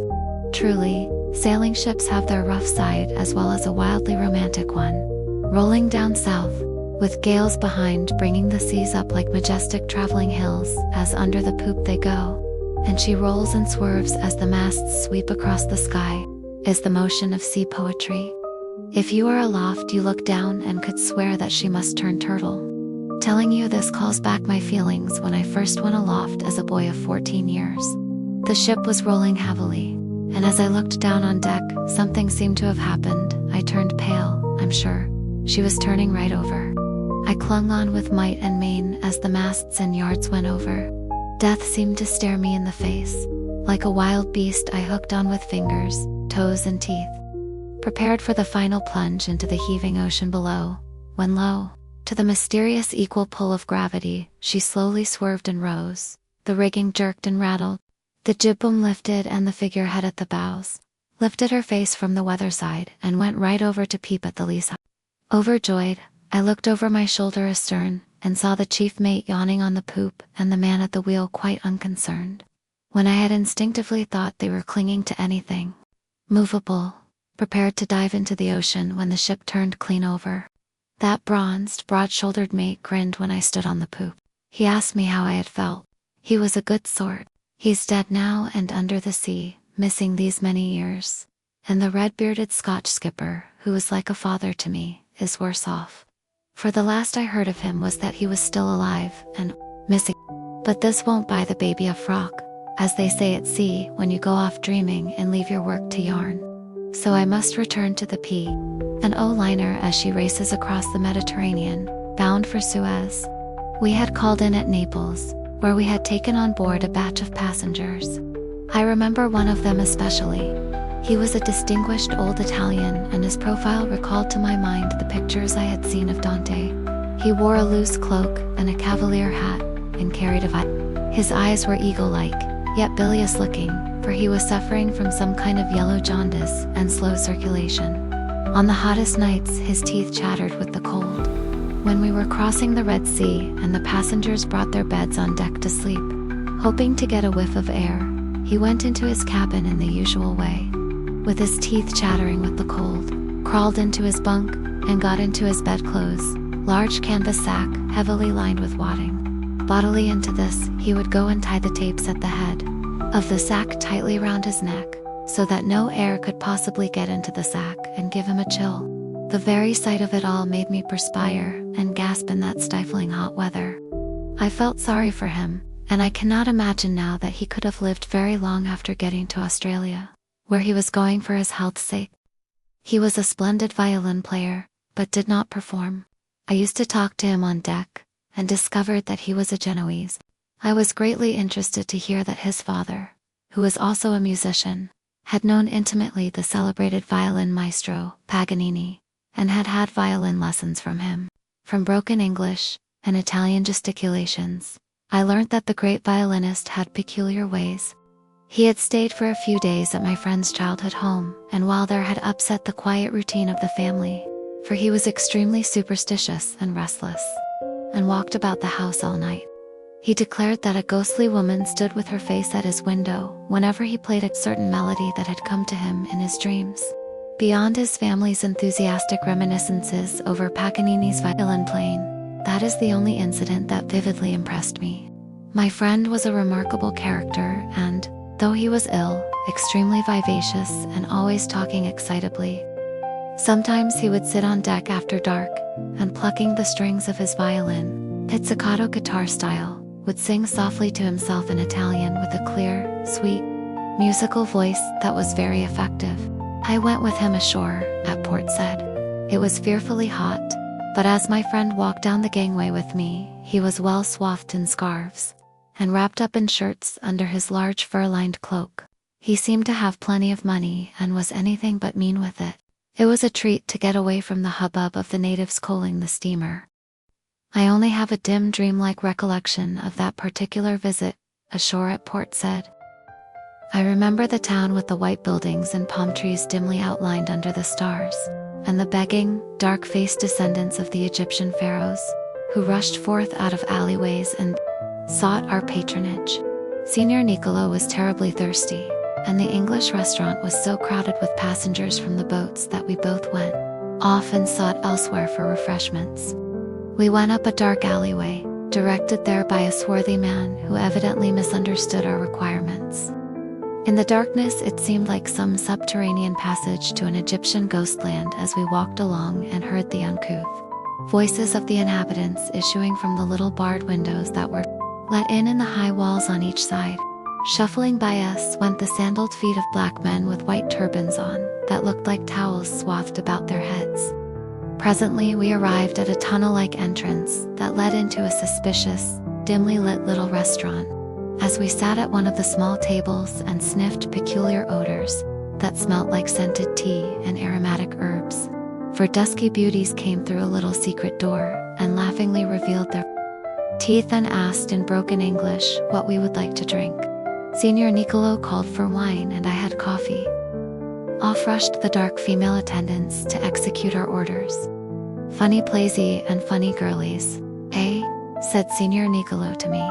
"Seems so," I answered, for the waitresses were only dressed in little singlets, with a loose piece hanging to their knees and a scarf swathed about their bosoms for modesty's sake, which was the only modesty that we saw there, as they lifted their scanty robes to dust the furniture. We drank our refreshment and hurriedly escaped from the place. "I do not think there are any missionaries at Port Said. Possibly the English and American officials look upon it as hopeless." Port Said was a veritable hell of iniquity in those days, and still is. Passengers often went ashore and lost the boat, or disappeared altogether. After we left, a Yankee saloon passenger sat on the settee and told us of his experiences there. He had gone into an isolated restaurant at the north end of the town and called for a drink. In his buttonhole, he wore a large red camellia blossom, which, though he did not know it, was a kind of Masonic sign. So directly he had ordered his whiskey and sat down in the large armchair, the attendant, who was an old black Arab, mute with a heavy gray beard, suddenly touched a spring in the wall, and lo, up went a partition on each side, and he was shut in a little room, staring with surprise at the old mute, who, to his astonishment, now spoke in a musical voice. The old man's beard and eyebrows dropped off, and with the old cloak fell rustling to the floor. And there, with shining dark eyes and pouting lips, a dusky harem beauty stood before him. Even the sedate P. and O. chief officer smiled behind his napkin as the Yankee told us that yarn, and we tried to keep straight faces over all the details which I have left out. 3 or 4 weeks later I arrived in Melbourne, where I stayed a week in Collins Street, and at length succeeded in getting a berth on a boat that was bound for the islands. Eventually I arrived at Honolulu, where I had some luck with my violin playing, which enabled me to take a cheap passage to Apia, where I had lived before. Ladies and gentlemen, what do I wish to tell you after 20 years of reading lives like this aloud? It is simple. Honor home. It gives you your first language of love, and the courage to leave. Keep your wonder. The world is not only timetables and tickets. It is the hush after a deck concert and the first star over Blackwater. Choose your compass. Fame is noisy. Integrity is quiet. Let your music, whatever it is, decide your course. Respect the unseen. The stokers below deck, the crew in the galley, the hands that lift and pull are the reason any dream moves forward. And when the night is rough and the engines falter, remember this: you are not a failure for wanting more than a stool in an office, nor for longing for the bushwind or the open sea. You are human. If your heart can still tune itself to a single honest note, you have not lost your way. It was some time since I had left things there seemed to have considerably changed. Many of my friends, both natives and white men, had gone away to another island. I went up to Muli New Village, expecting to see my friend Raltoa, the Samoan, and to my great regret learnt that his wife had died of consumption, and that he had gone away to the Line Islands. In the equatorial group, Robert Louis Stevenson had died some months before, and was at rest on the top of Via Mountain. Indeed, with his death the old Samoa seemed to have passed away. I felt rather depressed for a time, but I met an American tourist, staying at the German hotel in Apia, who was very eccentric, and he cheered me up considerably. He was a collector of native curios, and his whole life seemed to be centered on his strange hobby. He invited me into his apartments, and I could hardly move for the lumber and his large crates of native pottery, old breech-loading weapons, cutlasses, mummified human heads, dried native feet cut off at the ankles, war clubs, human teeth and skeletons, native musical instruments and barbarian furniture. He talked of nothing else but his gruesome collection. He had a high, bald head and beak-like nose. whereon he was eternally fingering his pince-nez, which kept falling off whilst he enthusiastically held up relics for my inspection. His passion for getting curios seemed never satisfied.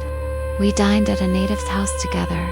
Suddenly he lifted the cloth and saw that the table was a rough native-made table of plaited cane and bamboo. Immediately he bargained for it, and to the native's delight purchased it, and off we went with it. How he got them all away from the hotel I don't know, for he had a regular cargo of stuff. But eventually he got his curios on board a steamer and went off to San Francisco. I stayed on in Apia for several weeks, joining a party of tourists, and with them I visited the various scenes and islands of the group. As I write, in a dream I see the slopes rising from the sea, lying silent in the moonlight. The curling smoke from the campfires steals above the still cocoa palms that shelter the huts of the native villages. The big hive-shaped houses are musical with humming melody and the jabbering voices of rough-haired native girls and women. Some squat cross-legged by doorholes. Once emerge tiny, brown, naked children, to turn head over heels, or race like joyful puppies after each other round the dens. Big, full-blooded Samoan chiefs smile and show their white teeth as they roll banana leaf cigarettes between their dusky fingers. Across the flat lies Apia town with its one main street. Beyond the inland plateaus rise, and far off you can see the moonlit waves breaking into patches like white moss on the level ocean plains. By the cupra and cocoa plantations are the emigrant settlements, where tired coolies, most of them Malay Indians, rest after their toil. Native women linger near them, for they are generous men, those coolies, and give the velvet-skinned native girls sham jewelry. The Indian sadhu saint sits by the line of dens and stores under the palms. He looks like some carved holy image as he stares with bright, unblinking eyes. The natives' wooden idols have long since been smashed, or have rotted away, and that living idol of the East is one from many cargoes that have arrived to take the place of the old deaf South Sea idols. The new idols are real. They have live tongues and eyes that lure on true believers, converts to Allah to do monstrous things. The deaf, dumb, wooden gods of heathen times were sanctified compared with these new immigrant idols that breathe. That old fakir with outstretched withered arm that brings them reverence and cash represents Hinduism, or Buddha. His thick beard is almost solid with filth, where from at intervals, out to the hot sky, buzz big blub. Just across the track is the bizarre wooden cabins under the mangroves and cocoa palms where the Indians sell jewelry, the Quran and richly colored dress materials to the Samoan women. The Indians appear fine-looking men when dressed, with their dark, brilliant eyes and curly, close-cropped beards. They swear to all things by the Holy Prophet Muhammad, and wear a poetic smile that enlarges when you are not looking to a sardonic grin. Native women meet them at dark under the cocoa palms, stroke their beards and gaze secretly up into their faces with passionate admiration. That pretty Samoan girl, with staring romantic eyes and rough, bronze-colored hair, who only a week ago gave herself body and soul to some Indian, the scum of the East, sits alone under the dark mangroves by the lagoon, and thinks of the day before her fall. A red, decorated loincloth reaches to her waist. The forest winds kiss the maiden curves of her brown, flower-like bosom. She is very young. Her childhood's dolls are still unbroken, and are being loved and nursed by her little sisters who live on the neighboring Savaya Isle. Her father was eaten by a shark last year, and her mother is married to a white man who is never sober. Not far away sit a group of Indian women, dark and evil-looking, with round faces. Dressed in gorgeous garments of rich yellow and crimson, they are certainly attractive. Earrings dangle from their ears, and some of them have a silver hoop through the nose. They loll under the cocoa palms, whisper viciousness, and mortally hate the handsome Samoan girls. The mail steamer arrived in Apia Harbor a few hours ago. Along the white, dusty, inland track goes the fair, handsome white woman, Maria Mandy. She is off to her bungalow up the hill, a secluded, romantic spot. Her round, pretty face is getting quite sunburnt and brown. By her side walks an aristocratic-looking tourist. He wears pince-nez, is deeply religious, and in a great hurry. Maria is dressed up to the nines, is scented and looks fine and sweet. the light, O love, of a score of German naval officers and men of respectable repute. She has grown wealthy, and intends to go soon to Sydney. With her wit and courtly polish, she will get on well in Australia, and will probably get into government house society. Be extremely virtuous and so shocked that she will suggest the removal from the select clique of such suspicious characters as old Colonel B, who will foam at the mouth and wonder why he is snubbed.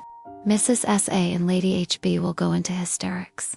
Weep, grind their delicate white teeth, look at the ceiling of their bedroom and ask heaven who could possibly have guessed about those intrigues, and they will never dream of the knowing a Pia harlot handsome Maria Mandy. That fat, thick-necked German official, who likes Samoa better than the Berlin suburbs, is out walking alone. He is just off to see Salvo Marva and gaze upon her through those big academic spectacles. He is nearly 60, and pretty Marva is nearly 15 years old. No one knows about it though. He is a good man at home, plays the Austrian zither perfectly, and sings in a deep religious bass voice folk songs of the fatherland. Romantic Marva loves those songs, and knows them all by heart. She has a voice like a wild bird, and you do not feel so hard upon the inauspicious fall of German culture. He is due back in Berlin soon, for his time is up in 6 months, so he is quite safe. And poor Marva can place the parental responsibility for her baby onto the back of the beachcomber, Bill Grimes, who will say, "Well, I'm blowed.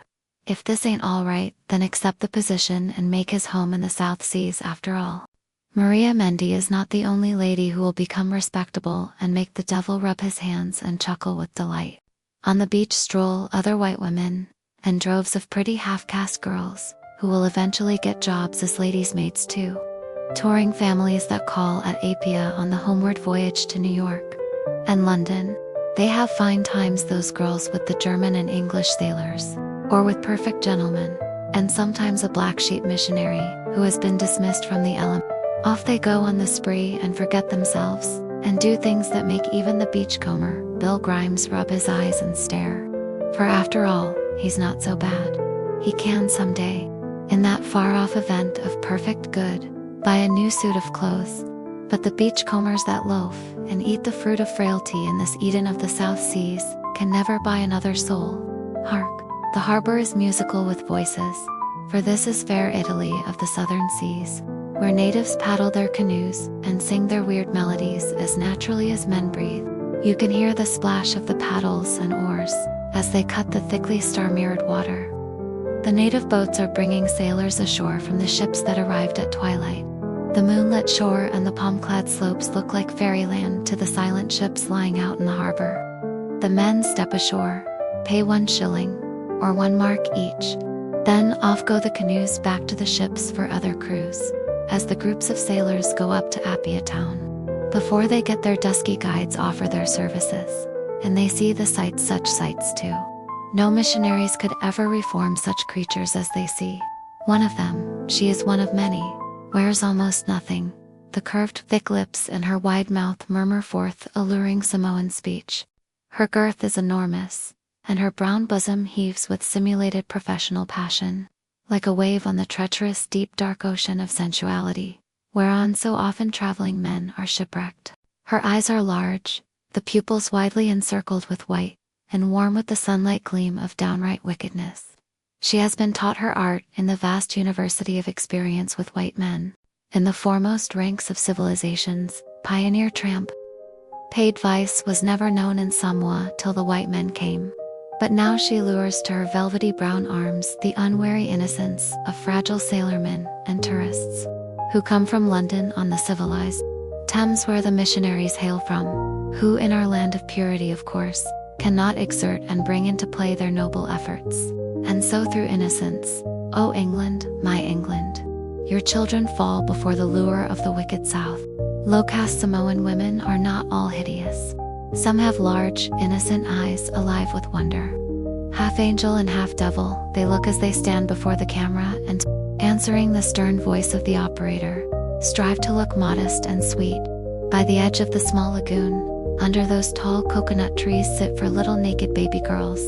It is dark, but their brown faces imaged in the water can be seen by the brilliant moonlight. They look like truant cherubims from paradise out on the spree. as they sit side by side whispering musical Samoan baby words and kissing the rag doll that was made in Germany. Their Samoan father is away in a far village on a visit to a wedding feast. If you listen, you can hear the far-off sounds of tom-toms and cymbal clanging coming across on the drifting forest wind. That brings with it odors of wild decaying flowers and fruit. Their mother is fast asleep by the door of their native home close by. She sleeps soundly, and the mongrel dog's snout is couched softly on her bare, warm brown breast.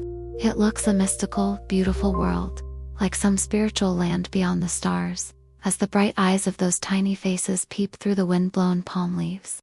And I watch them in my dreams tonight, though long since those little girls are women, and now meet the eyes of Indian, Chinese, and European men.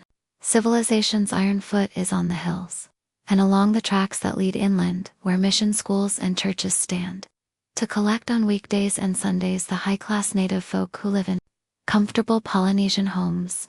The night is hot, starry, and almost windless, and handsome Samoan youths, attired in the lava loincloth, patter swift-footed along the tracks under the coconut and tropical trees that shelter the primitive homes of the South Sea paradise. Samoan girls with wild, bright eyes, round, plump, brown faces, and curved figures as perfect as sculptural art, pass and repass up the forest tracks.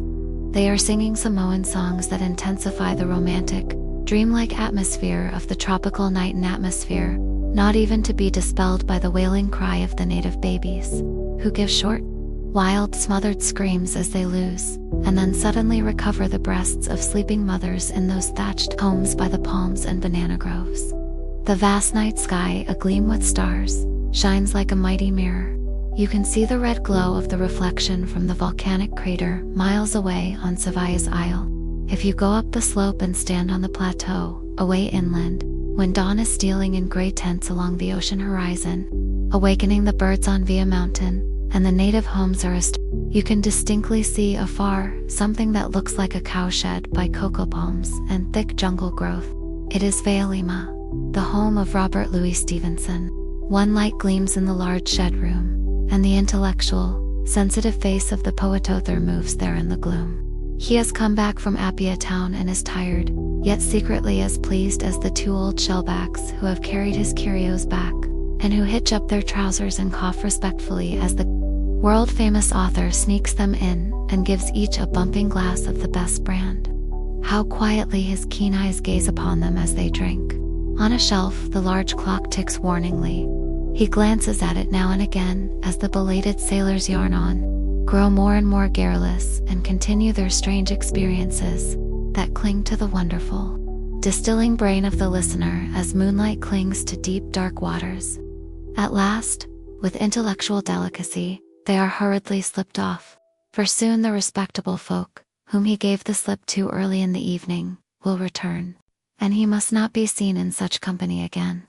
The old shellbacks grip the extended, thin, delicate hand, look into the keen eyes, and wipe their mouths as they go down the narrow track.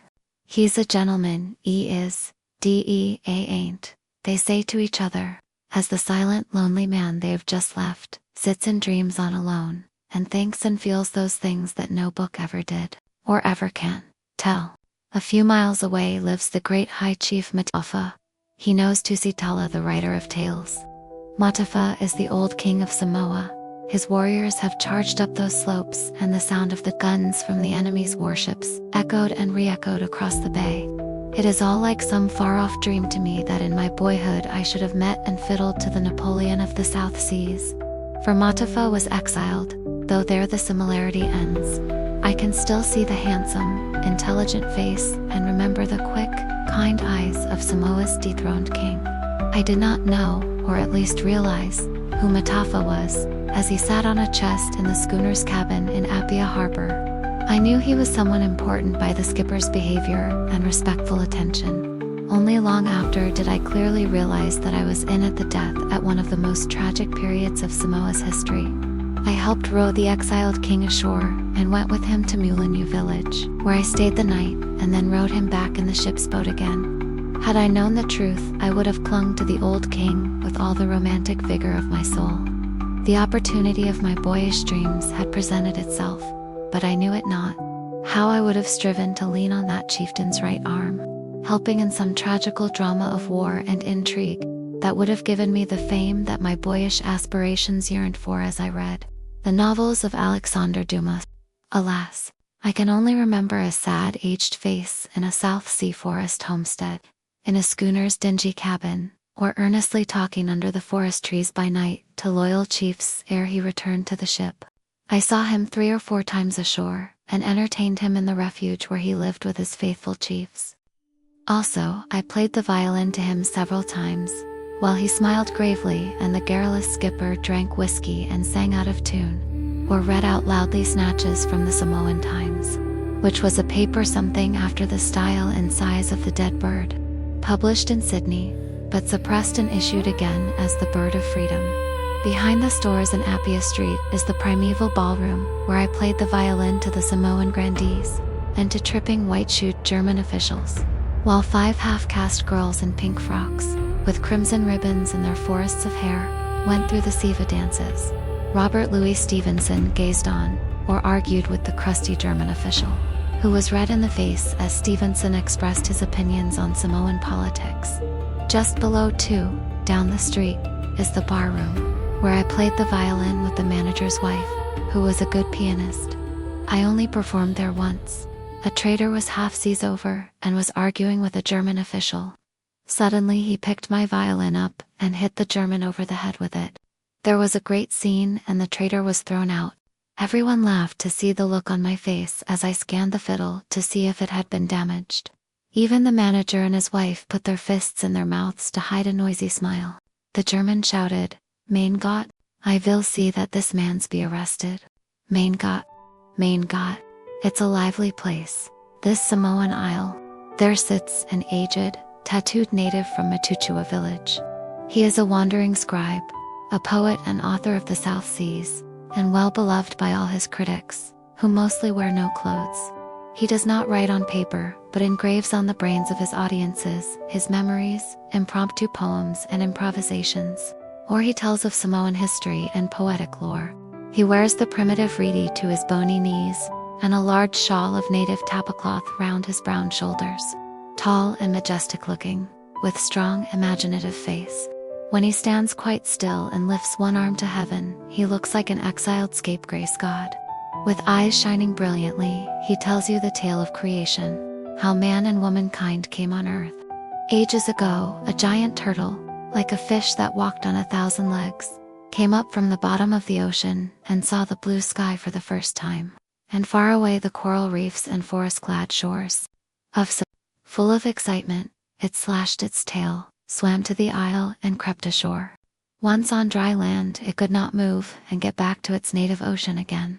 The sun blazed on its tremendous back as it crouched and died, and underneath its vast shell a plot of tiny crimson and blue flowers trembled with fear in the sudden darkness that had fallen over them. When the giant turtle was dead, its crumbling flesh fed the flowers with moisture, while they cried bitterly at being hidden from the beautiful golden sunlight. When only the shell was left, and the sun was shining beautifully, the flowers peeped out and saw the green hills and cocoa palms, and found that they were able to move. Out they all ran and tripped up the shore, a delighted flock of laughing faces, and climbed the coconut and palm trees. They were Samoan girls. That same night, a cloud was leisurely traveling across the clear skies with a cargo of male stars asleep on its breast. And as it passed right over the very spot where the new girls were climbing, and clinging to the trees, the high chief of the stars, who was old and gray, looked over the side of the cloud and was astonished, for he saw the girls and at once called loudly to the youthful, sleeping stars, who rubbed their eyes and jumped up. They were beautiful youths with bright faces. "Look down there," said the old gray star. And all the young stars looked and saw the Samoan maidens climbing about the treetops. "Oh, what shall we do to get down to them?" they all wailed, and the old gray star said, "Ah, you were happy till I awoke you from sleep, but now your passions are awake and you cry aloud for sorrow." Then they all became impatient and fierce, and cried out, "Stop the cloud! Stop the cloud!" And the old gray-bearded star sighed and said, "So shall it be." The moon at once shone out in the sky, and the old leader put his hand up to the orb, and filled his arms with beautiful moonlight air. He struck the cloud with his magic breath, and the thick, dark mist, dissolving, fell as sparkling rain softly to the isle far below. The bright moonlight clinging to the falling drops made ropes of moonbeams dangle to the forest treetops, on which the laughing stars slid as they went down as beautiful youths, to fall into the outstretched arms of the surprised maidens. And that's how man and woman first came to the Samoan Isles. Many more were the strange but really poetic tales told by him and by other wandering authors. But their memories and the children of their poetic imaginations are forgotten forever. I do not think many of the old-time South Sea legends have ever been collected and translated, and so they only survive in the biographical writing of men who visited the islands and happened to have retentive memories for such things as poetic lore, and so preserved some of those old fragments of Samoan stories, as I have attempted to do from my recollection of many of them. The lore of the South Seas has faded and has been replaced by tragic human drama and rumor. Subject matter for 3-volume novels is plentiful in Samoa. Indeed, throughout the whole of the South Seas, you could draw and never drain dry the living fountains of human drama. Peaceful-looking homesteads, clean, religious, and happy, abound, but some are tense with passion. By the mission room down at Mulinu lives pretty Lavo. She is only 16 and deeply religious. She loves the handsome white missionary with all her soul, but dares not speak out or confess. Eventually he goes away back to his own country, and a few days later they find poor Lavo's body in the lagoon. She looks beautiful even in death, as she still clutches the photograph of the homeward-bound missionary. Her native relatives wring their hands and wail. They lay her in the native cemetery just by the plateau, and sing sadly of her childhood till she is forgotten. A white man was found with the side of his head blown off last night. He arrived at Apia a week ago, looking worried and haggard. All evidence of his identity had been destroyed by him, excepting a torn, half-obliterated letter which reads like this: "My own dear," or "Yes, I still love you, and will not believe you did that." I read the full account in this morning's Chronicle. My heart is heavy, dear. Give yourself up and face it. Oh, my darling, don't leave the country. I love you, and will die, I am sure, if you go away. Meet me tonight at same place. I long to see your poor dear face. God watch over you. Yours ever. The German High Commissioner kept the revolver that was found by the dead man's side, and his fat old wife took possession of the photograph that was found on him. She has tacked it up on her bedroom wall. It's such a nice, happy-looking, girlish face. They buried the suicide in the White Cemetery, at the far end, among the no-name graves. On the slopes around Apia, a few emigrants from far-off countries live in comfortable bungalows. They are happy with their wives and children. Their memory of the cities and turmoil of the old country is sweeter for the dreaming distance. They were a bit homesick at first, but now they have become contented and love the new peaceful surroundings and look forward to the arrival of the males.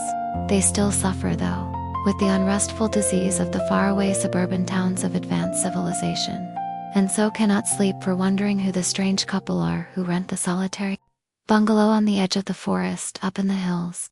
It is quite evident that the newcomer is a gentleman, for he speaks well and has polished ways, but his wife talks like a servant girl. She's pretty, though.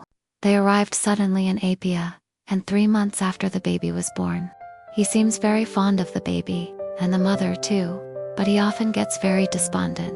He's a handsome man, and does not look a bit practical.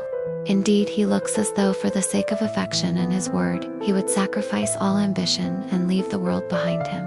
He seems to hate respectable people, and only goes down to the Apia bar rooms, to mix with old sailors and traders, and the remnants of the beach. He stands treat and is a godsend to them, for he seems to have plenty of cash. One old shellback entertains him for hours with wonderful tales of other days, and his comrades sit by and silently smoke and drink as the bar becomes hazy with tobacco smoke. The lights grow dim as the old sailor's yarn rolls the world back, and in the now romantic atmosphere of the bar, shades of old pioneers dance ghostly wise. Old schooners and slave galleons are anchored in the harbor. You can hear the laughter and song of dead sailors and traders. They are dancing jigs, their sea boots shuffle. Under the cocoa palms just outside the bar room, The bright eyes of dark native girls shine as they whirl, clinging to their arms. How they welcome the white men from the faraway western world, the men whose ships long ago died down the seaward sunsets and faded away beyond the skyline into time's silent sea air.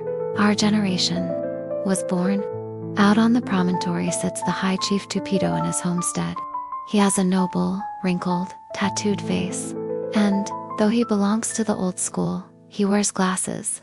The lizard slips across his moonlit floor, and through his door he can see the silvered waves and the wind-stirred coconut trees twinkling by the barrier reefs. The waves are breaking and wailing as they wailed and broke in his childhood. He has been a sailor in the South Seas. He remembers tribal wars in Fiji and Samoa, and has refused many invitations to secret cannibalistic festivals. Now he sits reading the English newspapers.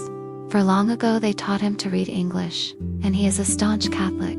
Often he reads and wonders over the terrible crimes that are reported in the police news of his late-dated London newspapers. He had once, long ago, thought that England and New York were sinless lands, ethereal with Christian dreams, in paradised cities, their spires glittering in the sunlight of the Golden Age. If not, why did missionaries leave them to come across the big seas to Samoa and all the isles of the southern seas? The Great World War has not commenced yet, but even now his withered hands itch to clutch his disused war club and sally forth to take revenge on those white men who laugh at his majestic bearing. Those men who stole his isles and brought rum and vice to contaminate the virtue of his race. How spiteful will he feel when he wipes his spectacles and, astonished, reads the truth. But then he will cool down, look at his innocent old war club on his homestead wall, and offer his humble services for the vast tribalistic war clash in the white man's lands. While Thakambo and Tano, the cannibal kings, and Ratova and King Nollivan, who never heard the word culture, sigh and turn in their graves to think that they are dead, while the very world is trembling with glorious, bloodthirsty battle. Well, their children's children are coming to help us. May the old Thakambo spirit still be alive in their blood to help the advance of culture, the civilization of sad humanity. Let us hope, too, that our semi-savage allies will not eat the fallen foe. But I must proceed with my own wanderings, for I have a long way to travel yet. Samoa still rises silently in moonlight, out of the sea of my dreams. I can hear the barbarian orchestra clanging away down in the native village, as Samoan girls and youths, and 2 or 3 white men, waltz under the palms just below the plateau, where groves of orange trees hang their golden fruit amongst dark leaves. As I play the violin, the semi-savage people whirl to the wild rhythm of the forest ballroom music of a tribal waltz. Remember the human heart beneath every story of empire, the quiet hands that paddle a canoe, the girl who prays and is not answered, the old chief who reads foreign papers and wonders how holiness crossed an ocean and lost its way. Hold on to the songs. In the end, the violin and the village drum are on the same side. They keep time for people who would otherwise forget how to breathe. Look with mercy. Travelers bring money and trouble. Missionaries bring light and shadows. Officials bring order and a ledger. No one arrives empty, and no one leaves clean. And when the night crowds the beach, and the waltz begins under the trees, listen. If you can hear both the joy and the ache inside that rhythm, you have learned what Samoa was trying to teach all along, that beauty and sorrow often drink from the same cup, and that a life is measured not by what we collect, but by what we choose to honor.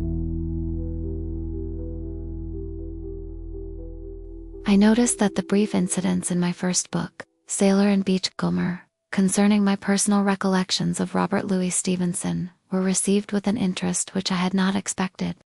Had I anticipated this, or had he struck me as an adventurous old shellback of crime and sea lore, I should have dwelt more on the subject, but so much has been written about Stevenson's life in the South Seas, by men who have devoted volumes to their reminiscences of that novelist, that I deliberately left the matter alone.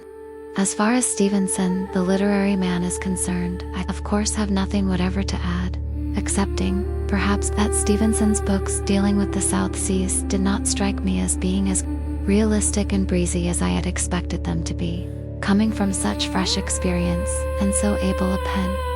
but having often seen him in Samoa and elsewhere, out of the limelight and under circumstances that have never, as far as I know, been written about before, I feel that I may as well tell at length the few incidents that I think may be of interest. I cannot do this better than by pursuing my own reminiscences, and so I will revert to my first visits to Samoa when I was a lad of about 16 years of age. Stevenson was at that time residing at Vagabond. I had met him several times in Apia and at sea, for at that time I was always cruising on the trading schooners and visited most of the chief islands in the North and South Pacific.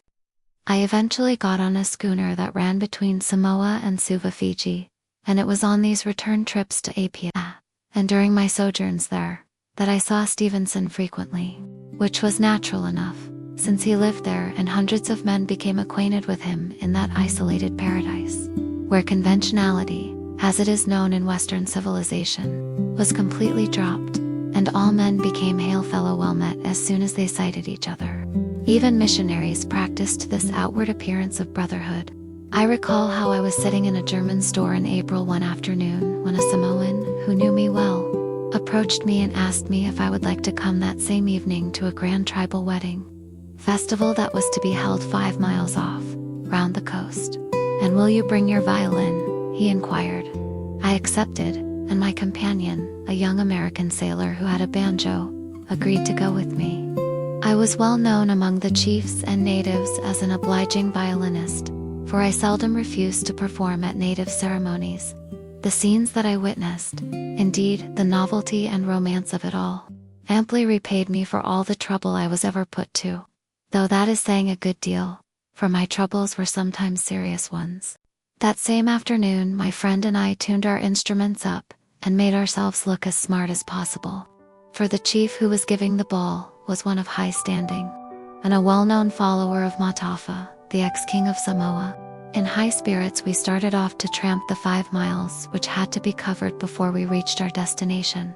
We had not walked more than 300 yards from Apia's main street when suddenly Stevenson appeared with several of his acquaintances, coming across the slopes carrying fish which they had purchased from the natives down by the beach. Stevenson turned and saw us, and noticing that we were carrying musical instruments, he came up and said in a jocular way, "Where are you hurrying off to?" "The Lyceum Orchestra." Whereupon I told him our destination, and he immediately became interested. "Are you in a hurry?" "I should like to come," he said quickly.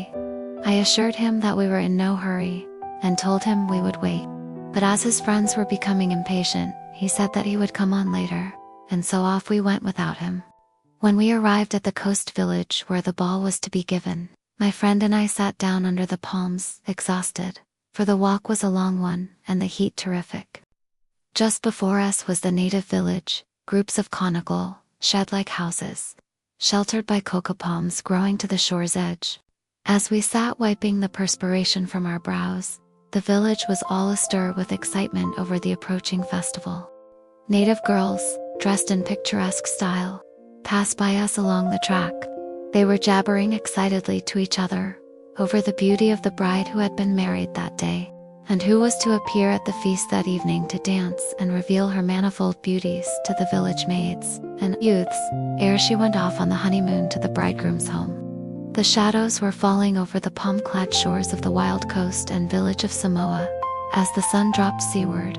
So my friend and I started off once more and arrived at Kalofa's distinguished residence. Kalofa was the bride's father, and a wealthy man for a native. We were greeted with loud cries and joyous Samoan phrases as we arrived, carrying the violin and banjo under our arms. As we entered the large primitive ballroom, a shed that held about 200 people, an old Samoan at once started crashing away at a monster wooden drum, and another drum player inside the shed did likewise. The noise was deafening, and the more so because the ballroom instrument was a large European drum that had been purchased from one of the American warships that had come into Apia harbor. This drum was lent out at a high charge on special occasions by the chiefs. I forget who was the original owner, but I know that he was quite a wealthy man through the money he received from his drum receipts, and I often regretted that I had not known the tastes of Samoa, or I should have arrived at Samoa with a cargo of old army drums and made a fortune. Well, as we entered the ballroom, Kalofa himself rushed forward and greeted us affectionately before all the chiefs, as though he had known us for many years. I had only seen him once before, and my cheerful companion the banjoist had never seen him till that moment. Nevertheless, we met him as though we were the oldest friends, and bowed respectfully as the whole audience arose and waved their dark hands as they cheered us. It was a wonderful sight that we saw round us, for right to the far end of the large, low room sat in half circles the elite of the native village, dressed in all the colors and grotesque garments imaginable. Handsome Samoan girls, half-dressed and quarter-dressed, were squatting amongst old tattooed chiefs who wore the reedy only, while lines of old women sat with the handsome youths, who glanced behind them at the girls who, I suppose, were being looked after by the chiefs.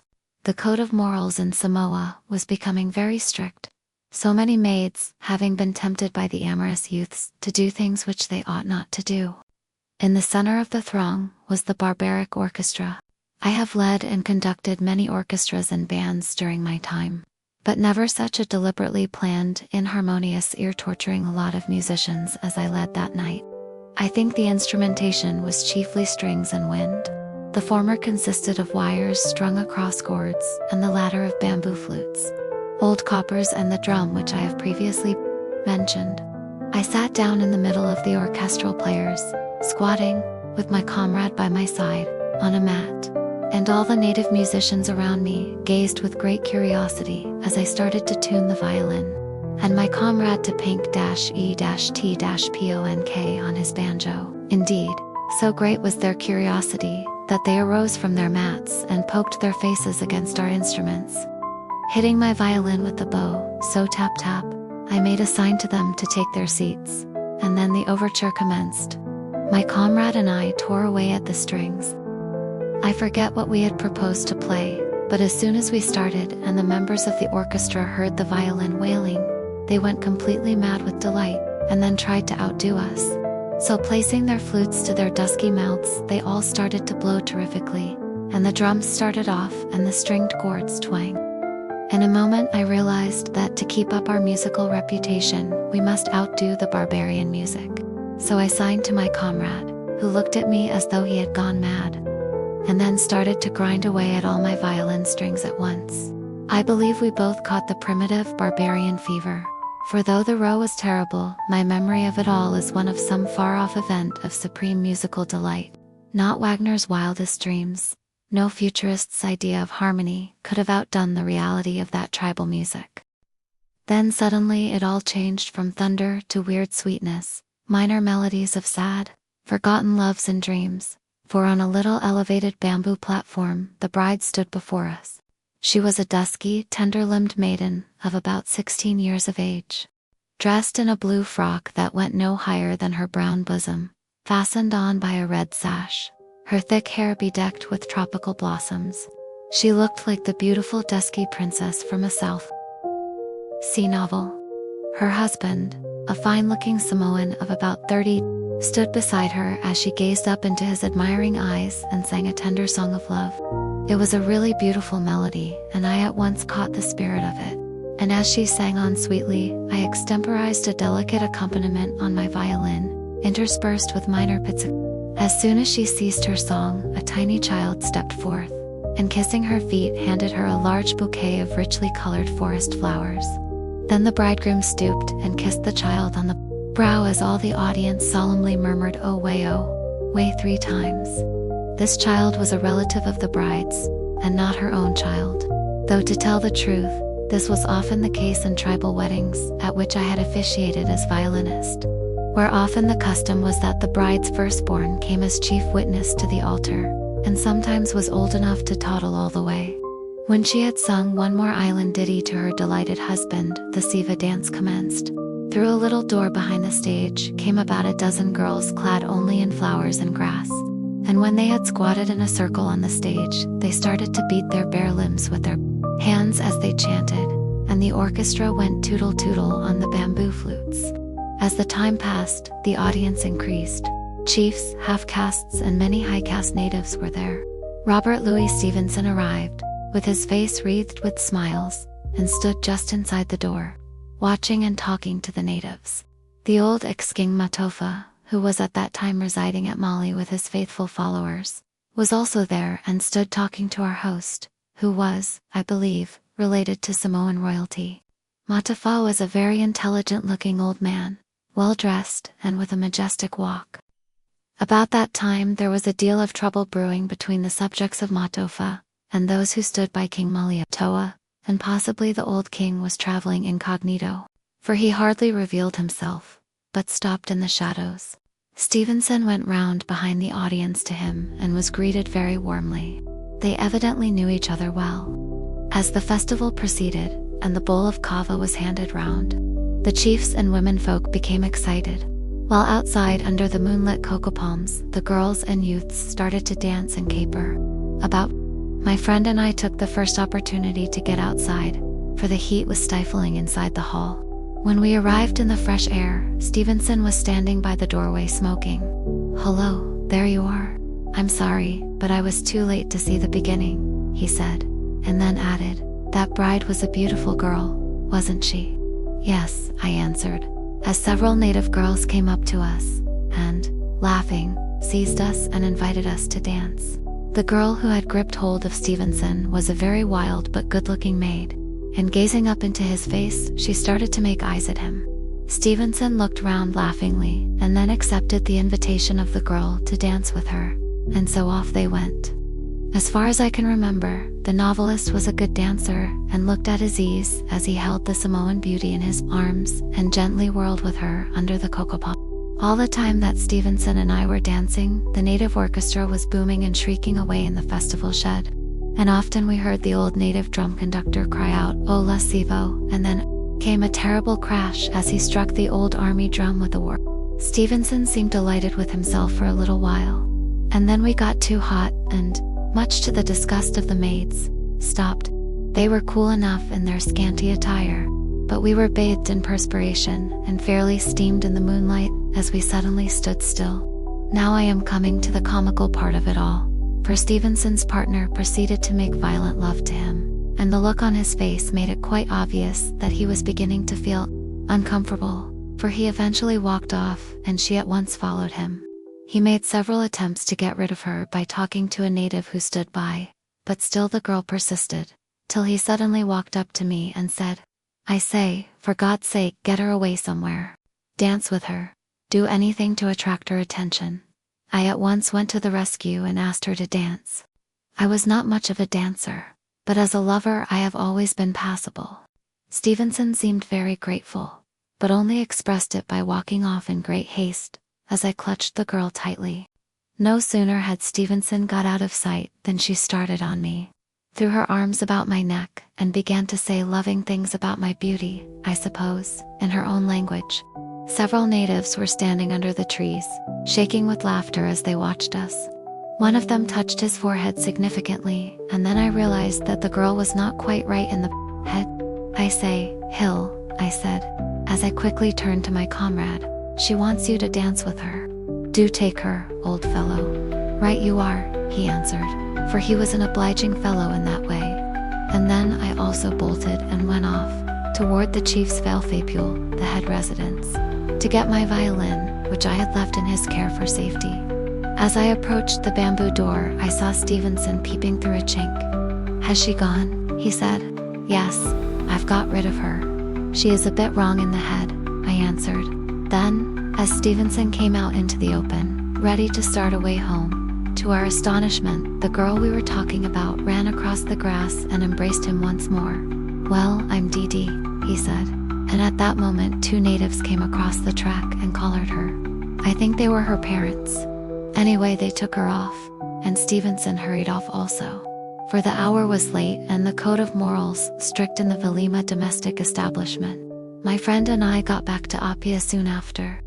I slept soundly and dreamed of dusky brides and mad lovers. So ended that wedding as far as I was concerned. A few days after the preceding events, I saw Stevenson again. It was in the daytime, and I and my friend were busy packing up cases of tinned food, which had just arrived from Sydney on the S.S. Lubeck, which generally called at Apia every month. Adjoining the stateroom where we were assisting in packing the cases, was a grog shanty's barroom. The reputation that this shanty had was an evil one, for it was only visited by the beach fraternity who lived solely on rum, and by Samoan women who welcomed German sailors to their dusky arms after dark. In broad daylight, it was a bona fide beach hotel, frequented by traders who had no reputation to lose, yet who seemed the happiest of men as they told fearless tales to their rough comrades, squirted tobacco juice in endless streams through the open door, and drank fiery rum. Well, suddenly Stevenson walked into the bar, and placing a coin on the counter called for drinks. He seemed full of glee, and laughed heartily as his two companions told him something that was evidently humorous. These two men, whom Stevenson had most probably just met, and who interested him, were shellbacks of the roughest type.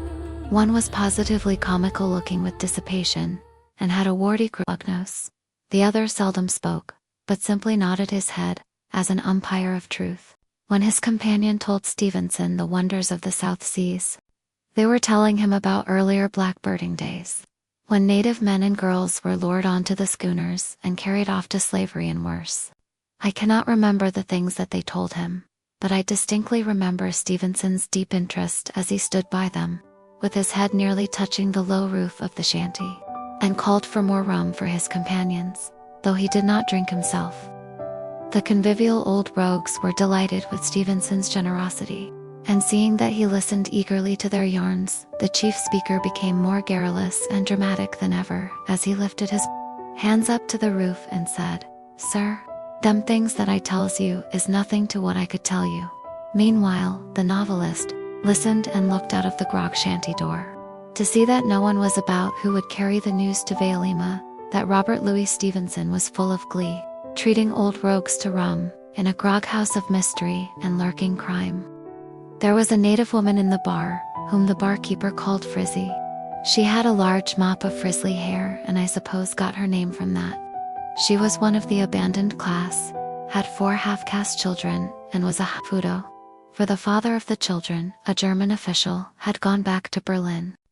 While Stevenson was listening to his newly acquired friends, this woman approached him with her ghastly smile, at the same time offering for sale her little plated baskets of red coral. Stevenson shook his head, and as she was still persistent, one of the old shellbacks pushed her away as though she was a mangy dog. Stevenson looked at him with disapproval, for though he was naturally opposed to women of her class, he was a champion for the unfortunates who had been lured to their mode of life by white men. He then called the woman, who had walked away, and asking her the price of the coral, bought 2 baskets, though I am sure he did not want them. At that moment, a white man came into the bar and gave a start at seeing Stevenson standing there. It was a new chum from Sydney, and the last man you would have expected to see in that place. Looking up at Stevenson, he said, "Well, who would have ever thought of seeing you here?" On which the other responded in a surprised voice, "Who on earth expected to see you here?" Then they both laughed, and Stevenson said something about being a writer of books and seeking inspiration from natural sources.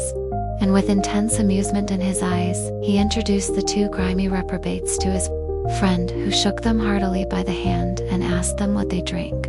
At this moment, a Samoan youth rushed in at the bar door, very excited, and before we could understand his gesticulations, a native girl came in behind him, snatched a large mug from the counter, and gave the youth a crack over the head. As she made another rush to repeat the attack, Stevenson gripped her tightly, and she turned on him furiously, and then, as quickly, calmed down and relented. She seemed to regret bitterly her attack on her lover, for such he was, though he had been paying attention to another maid. The youth had a gash on his forehead, and though it was not a deep cut, the large flow of blood made a serious-looking affair of it all. Out of the native's home, not far off, the children and women came rushing to see what the row was about, for unfortunately, the jealous girl had screamed out when she struck him. A German patrol came running across, and had not Stevenson expostulated, and got on the right side of him, the girl would have been arrested. The whole affair would have been in the Samoan Times. Stevenson and his friend would have been brought forward as witnesses, and though Stevenson was perfectly innocent, a lot of scandal would have been the result. About 8 miles from Apia, in one of the coast villages, lived a Marquesan, who had married a Samoan woman, whom I knew, as she had resided in Sachuafata village. One day, when I was walking along in Appia town, I was suddenly greeted by her cheery laugh, and she invited me out to their home, an invitation which I at once accepted. And so the next day I started off alone. The weather was beautiful and the sky cloudless as I passed under the cocoa palms, and heard the green doves cooing in the branches around me, as the Katafa frigate bird sailed across the sky-bound. Seaward, through the trees, I could see the Pacific, bright under the hot sun, and in Apia harbor, the hanging canvas sails of a few anchored schooners. As I walked along, I felt perfectly happy in the company of my own thoughts, which were only disturbed as I passed the native homesteads and returned the hand waves and salutations of Kauha from the pretty native girls who stood at the doors. Samoan girls were, as I have told you, born flirts, and longed for the romantic white youth who would love them and make them te boomed matan one, as they had read Maids Were Loved in the South Sea, novels which they bought from the old store shops in Apia. Far away along the coast, I saw droves of native children standing knee-deep in the shaded lagoon waters that joined the ocean just outside. Dear viewers, that literature is smaller than life unless it makes room for the unrecorded. The wedding drum, the jealous cry, the soft splash of canoes, the quiet hand that keeps the peace in a doorway, these are the footnotes where truth lives. That greatness often walks unannounced. You may meet it under cocoa palms laughing, then watch it choose kindness when no one is looking. That stories are not souvenirs, they are responsibilities. If we take them, we must carry the people inside them with care. And finally this, keep your compassion sharp. When the music swells, whether it is a village chant or a cornet in the dark, listen for the single human note that does not boast and does not beg. Follow that note, it will lead you home. I passed a beautiful spot where I had often stood at night, when the island was asleep and the moon hung over the water, and the view appeared like some mighty painting done in silver and mystic colors, framed by the starlit skies. The palms perfectly still, stretching to the slopes of the Via Mountains, stood all round, only a wave gently breaking over the far-off barrier reefs, or the wavering smoke from the moonlit village huts, destroyed the impression of something dreamlike and unreal around me as the wind came and moaned in the pump tops, humming beautifully, till it seemed the chiming of the starry worlds across the sky could be faintly heard.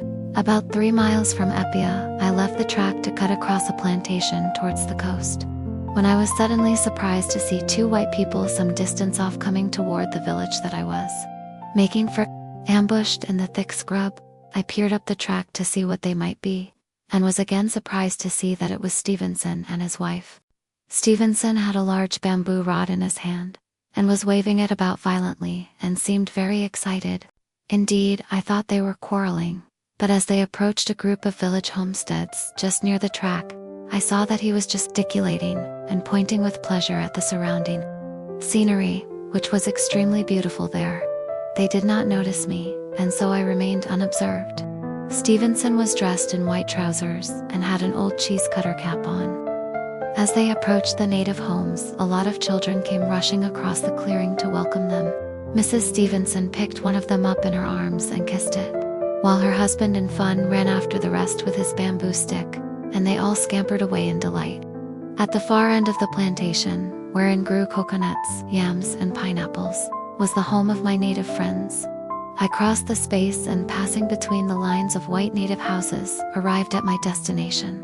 Mrs. Leota and her husband gave me an enthusiastic welcome, with the usual hospitality of Samoans, and in a very short space of time, I sat down before an appetizing meal of poi poi taro, breadfruit to yams and boiled fowl.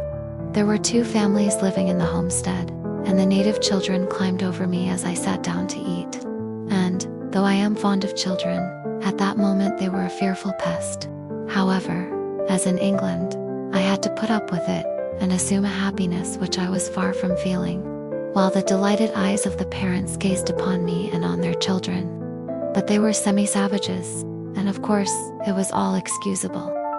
Breadfruit is baked in the red-hot ash, like baked potatoes. When it is cooked properly, the outer rind cracks and falls off. After I had finished my meal, I stood at the door, smoking and talking to my host, who seemed a very intelligent native. He was a Marcassin, and his father, an old chief, was also in our company. It was just at this moment that Stevenson, whose wife was still visiting in the village, came strolling along. He had evidently been to the village before, because my host and his wife at once called him, and he came across and greeted us all with a cheery laugh, accepting a slice of pineapple from the children and sitting down on the bench with us. Well, Coro, the old Marcassin chief, had lived in the stirring times when his tribe had suffered from the ravages of cannibalism, and he started off yarning almost directly. Stevenson sat down. From his lips we were told many things that seemed almost unbelievable. Coro even darkly hinted that Samoans up till very recently had been addicted to the awful appetite, which was probable.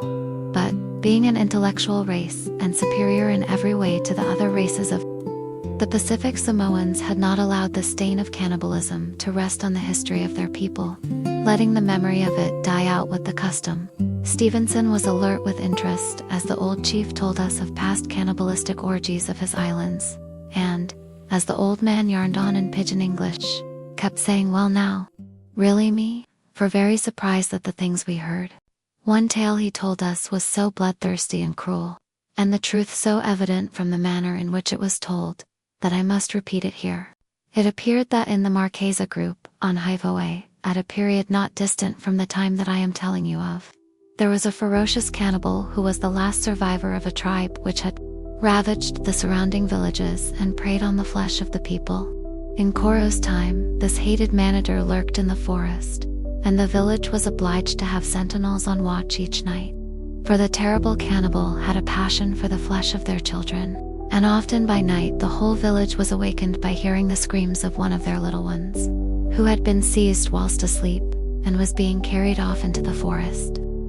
The method of this monster was to crawl on his belly through the thickets, and watch the village for hours, and once or twice a girl had been carried off in broad daylight to be strangled and eaten. Many of the things the old chief told us were too terrible to write down here. It is enough to say that he did not strangle his female victims at once, but kept them lashed in his hiding place to be killed and eaten at leisure. The people knew this, because a native girl had managed to escape, after being a prisoner of the monsters for several days. It is impossible to describe here Coro's dramatic attitude, and his wonderful way of telling the story. The listening children in the hut crept closer to us for fright, and Stevenson laughed almost hysterically and said, "Good Lord," as the old fellow continued. Well, Marser Stesson, one night Chief Sway, who had just got married, had a great dance, and we'd all be happy and dance. And that night when the moon was getting old, we all did sleep, and Swaw's bride did sleep beside him, for the night was very hot, and we did all sleep in the open, under the Fifi's palms. Suddenly we were all awake, and jumping about in the village, for Sway was shouting out with a great voice, "The man-eater has stolen my wife." In one moment we had all seized our old cutlasses and muskets and rushed off into the forest, Sway the bridegroom leading the way. Presently we did hear a far-off scream, coming from the direction of the sea. Swiftly we turned and went toward the shore, and it was then that we all looked through the mangroves and saw the great man-eater holding Swaw's bride in his arms as though she was a caught bird. He was leaning against a tree and had stopped because she did cling to one of his legs. He was a mighty big fellow of great strength, and his face was very, very dark and wrinkled with wickedness. Sway ran with all his might round the shore and got behind the cannibal, and, creeping up behind him, with one sweep of his cutlass, cut his head from his shoulders. It fell to the forest floor, and the body still stood upright, while the cannibal's head lay on the ground, with the mouth still half laughing at the thought of what he would do with Swaw's wife. When we got up to the bride, she lay as one dead, still clinging to the man-eater's leg. Then Sway called her softly by her name, and she opened her eyes and sprang into his eager arms. We cooked the body of the cannibal and gave it to our grunting swine. No one of my tribe would eat the swine after that, so we sold them to the white sailors who came in on the big ships, and they were much pleased that they were so cheap. And saying this, the old chief gave a chuckle in his wrinkled throat, being hardly able to disguise his inward delight. Stevenson, too, saw the grim humor of it, and also smiled and said, "Well now?" As Coro finished, Mrs. Stevenson arrived on the scene, carrying a large bunch of flowers, And when Stevenson told her that which we had been listening to, she said, "Ugh. I am glad I wasn't here to listen. You love gruesome things. I know." Stevenson grinned like a schoolboy as he started, mischievously, to tell her some of the most gruesome details which we had just heard. I saw Stevenson several times after that at society balls and concerts in APA, where sometimes he seemed full of merriment and indeed the life of the party, and again, at other times, strangely silent, revealing the man of moods. I have never heard that he was fond of being alone, but I can vouch for it, that he was as often alone in his wanderings over the islands as he was with friends. Indeed, I think I saw him more often alone than otherwise. I met Mr. Strong twice, I think, when he was with Stevenson. Mr. Moore, too, who wrote with Stevenson in Samoa, was a pleasant man, and Robert Louis Stevenson and he were as familiar as brothers. Almost the last time I saw Stevenson was at the Tivoli in Apia. He was with Mr. Moore and several other men whom I cannot recall. They were all taking refreshments and talking. Stevenson was flushed a bit. His eyes were very bright, and with his hat off, revealing a lofty, pale brow, he looked unlike the ordinary run of men. He was in an excellent mood, and Mr. Moore and another member of the party were so intensely amused at what he was saying that they almost upset their glasses and spluttered as they laughed, which gave Stevenson very obviously great pleasure, for he was as fond of a joke as any of them. On that special occasion, I was in the company of the chief mate of a large schooner which was leaving Apia the next day for Honolulu. Stevenson, or one of the party, called us across and offered us drinks and cigars. Soon after, my companion, who had to get on board his ship, left, and I went with him. And as we got outside, we still heard the jovial exclamations of Stevenson and his friends as they yarned on, their voices fading behind us as we walked away into the moonlight and shadows of the cocoa palms many years ago. Stevenson would often tackle rough work, such as tree chopping and digging, and was often to be seen perspiring and covered with grime, as he helped the natives to make tracks across the rough jungle and forest land that surrounded Vale. Barefooted, dressed in old clothes, and a seaman's cast-off cap, he looked like some vagabond dustman. His manner to the natives who worked for him was jovial enough. He would shout, "Go at Sambo, that's right, te ram and te pakia 3 if you work hard." And then with a twinkle in his eyes, he'd stand and watch them lugging the wheelbarrows up the slope as they jabbered like school children and worked their hardest. Several of Stevenson's friends also worked with him.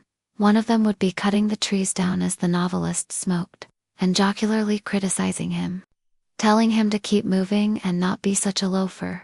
Mrs. Stevenson arrived on the scene of hard work once and chided him for exerting himself.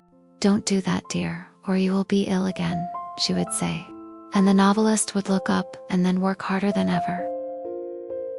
He was to be found in all the out-of-the-way places and would go miles alone, usually on foot, though he had an old horse or ass, I forget which. He seldom rode it.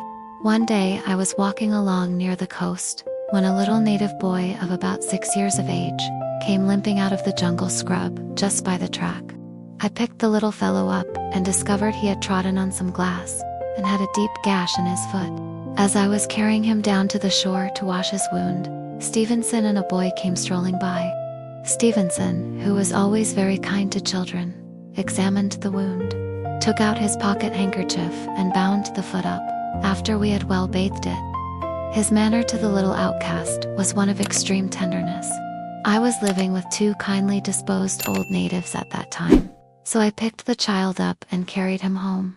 We found out the next day that the poor little fellow's parents had been drowned by the upsetting of a canoe in a typhoon off Apia Harbor.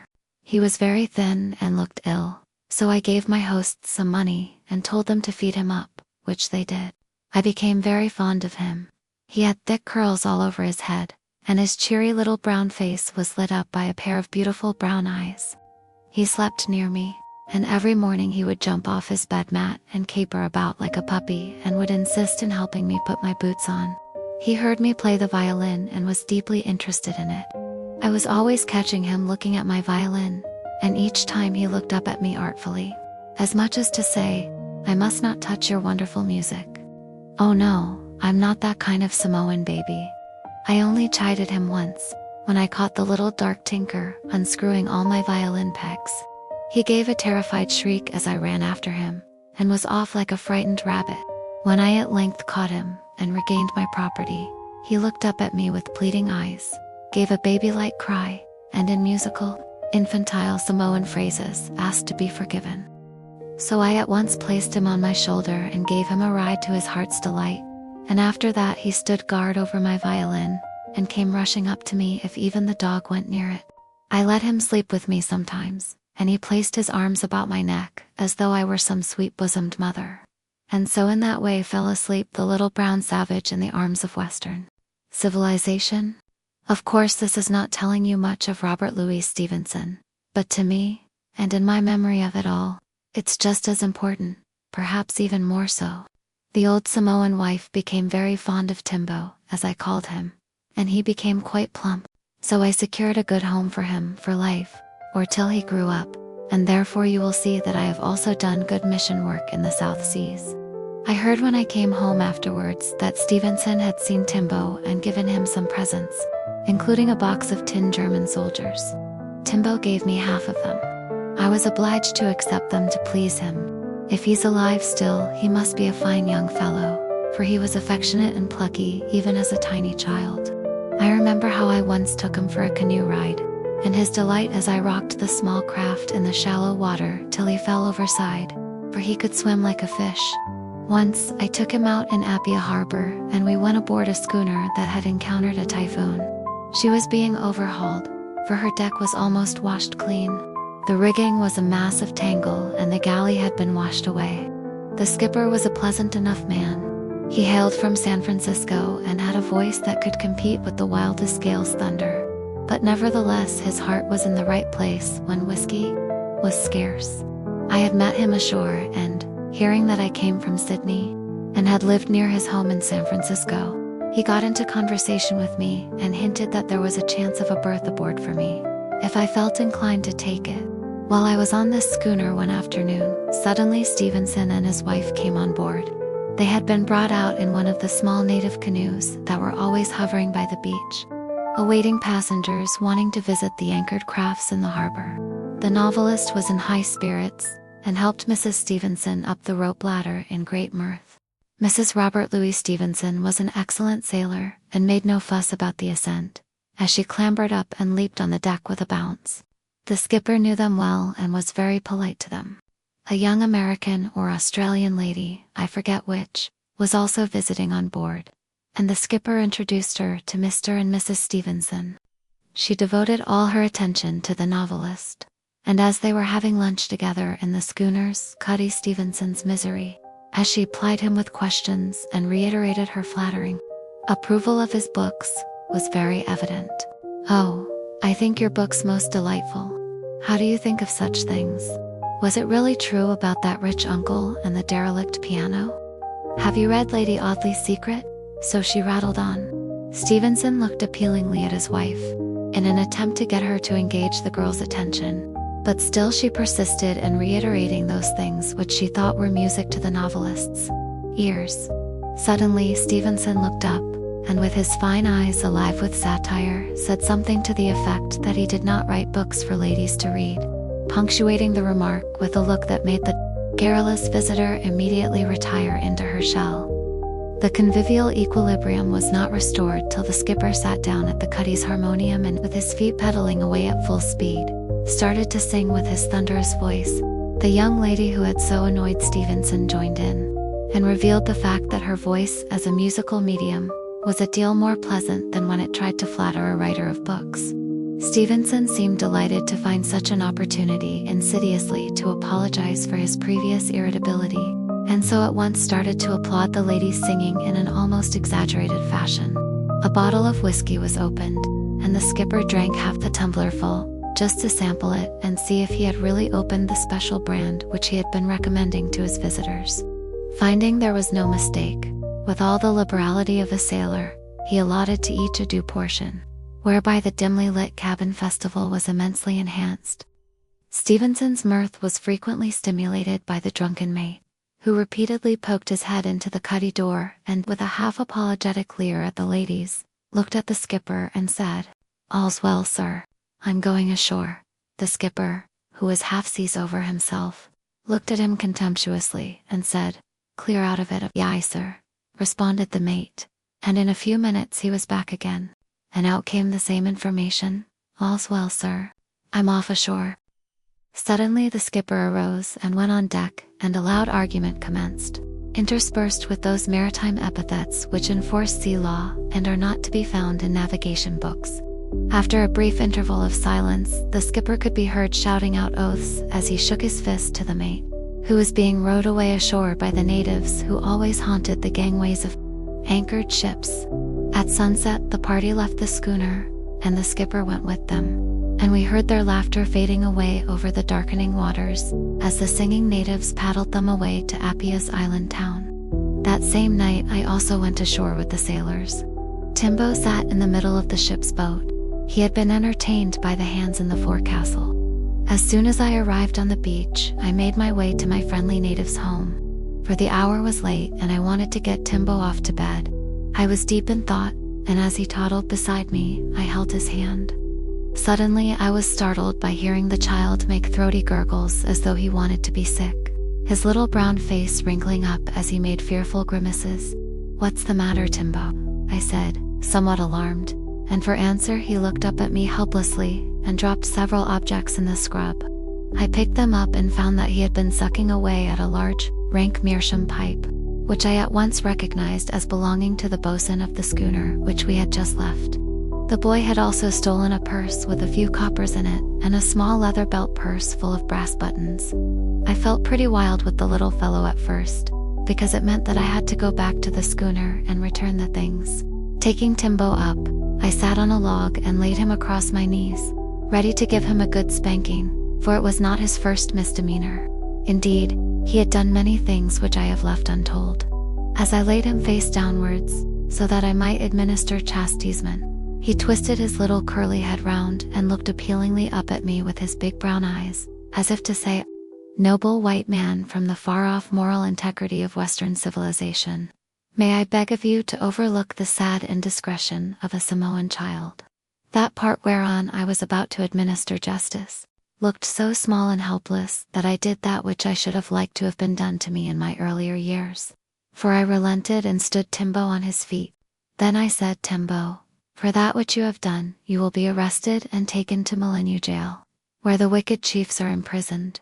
Hearing this, he clung to me and sobbed, and large tears rolled down his cheeks and splashed onto his small mahogany-colored toes. So I said, "Timbo, I forgive you," for I knew, deep down in my heart, that though I was white, I had in my childish days committed several little indiscretions very similar to Tim. He was only a tiny fellow, and I thought of English babies who at his age were still in arms and busy sucking dummies. And I knew that civilization itself was a monstrous baby, devoid of wit, sucking away at the dry, windy dummy, and soothing itself with the thought that it was swallowing kindly feeding milk. As I thought, I looked at Timbo, and the expression of gratitude on his little half-wild face, as he stood on his head and waved his feet to the skies, seemed to applaud my mild philosophy. In all that I recall of Robert Louis Stevenson, his manner to strangers, his ever-ready attention to those who would earnestly tell him something, his kindness to the natives and to all who were in a conventional sense beneath him, was revealed a large mind with a sympathetic, human outlook, often little actions, something done on the impulse of the moment, told of simplicity and tenderness, and the greatness which reveals a spirit that sees the link of fellowship between men, no matter what their caste or position in human affairs. At times he might have appeared theatrical to those around him, but it was the expression of an intellectual, dramatic instinct, not for the stage, but for the drama played by men of this world. As though he were ever gazing critically on mortals before the limelight of existence, and saying, half to himself, "There you are, I told you so. What would you say to all that you've just heard if you read it in a book? You wouldn't believe it, I'll be bound." His manner to Mrs. Stevenson revealed an affectionate, confiding nature that loved attention. I should think it was the affection of a boy's heart, with the strong strain of a discerning man who knew the nature of women. He would always treat native women with the same deference that he showed to the women of his own race. a deference always delicately courteous, excepting on those occasions when women might court his criticism by criticizing him, or by casting aside the delicate armor of their sex and assuming man's rail. His kindness and the trouble he took on behalf of the Samoans is well known, and the natives earnestly expressed their gratitude by listening to and following the advice of Tusitala, as they called him, and when he died they loudly bewailed his death. The poet-author's coffin was borne on the strong shoulders of Samoan chiefs, and the sound of their wailing, as they carried the coffin onwards up the slopes, with slow footsteps, to the grave on Via's secret height, was his funeral chant. I saw Robert Louis Stevenson in many places and in many moods, and looking back, as I now can, the perspective clearly shows me that he was a religious man in the true sense of that term. In no wise bigoted, he often fell into the ranks of Christianity and beat time, with a smile on his lips, as though he wished to set an example to those around him, in his knowledge that the example was better than his own half-sad hopeful smile. At times, too, he would fall out of the ranks and become a harum-scarum renegade, and at such moments he seemed to have no idea of the existence of the barrier lines that men, before the public, draw between the jovial rogue and the respectable citizen. "Well, Captain, how goes it? Got an eye-opener aboard?" he would say as he jumped aboard the schooner's deck. And then he would turn to the sailor who might be cleaning brass close by and offer him a cigarette, or walk into the forecastle and chum with the crew, or look over the ship's side and shy a copper to the swimming natives who haunted the bay, with the seabirds, looking for a living. Such was Stevenson's manner in the Isles of Samoa, where, notwithstanding the wildness and the proximity to primitive life, many of the emigrant citizens still did things, or did not do things, because of the standard set by a majority. It does not matter where you go, or how remote from civilization your dwelling place may be. You are sure to have some living illustration before you to tell you that the chains of conventionality are forged from the natures of men. I believe that if we could come back to this world a myriad years hence, when the sun has cooled down to a ghostly moon, when the seas are frozen and swinging to the tideless desolation that precedes the final crashing of the planetary system, and the human race has dwindled to a camp of 12 shivering mortals wrapped in bearskins, we should find them sitting over the last log fire without wood, with gloomy faces, anxiously awaiting Monday because it is Sunday. Mrs. Stevenson was as much a bohemian as her husband. She accompanied him on his short visits to Apia town, and on those occasions she was generally to be seen hurriedly rushing back to get, or inquire for, that which had been left behind. The novelist walked ahead and, as he went on dreaming, forgot that his wife was out with him till the domestic voice came again.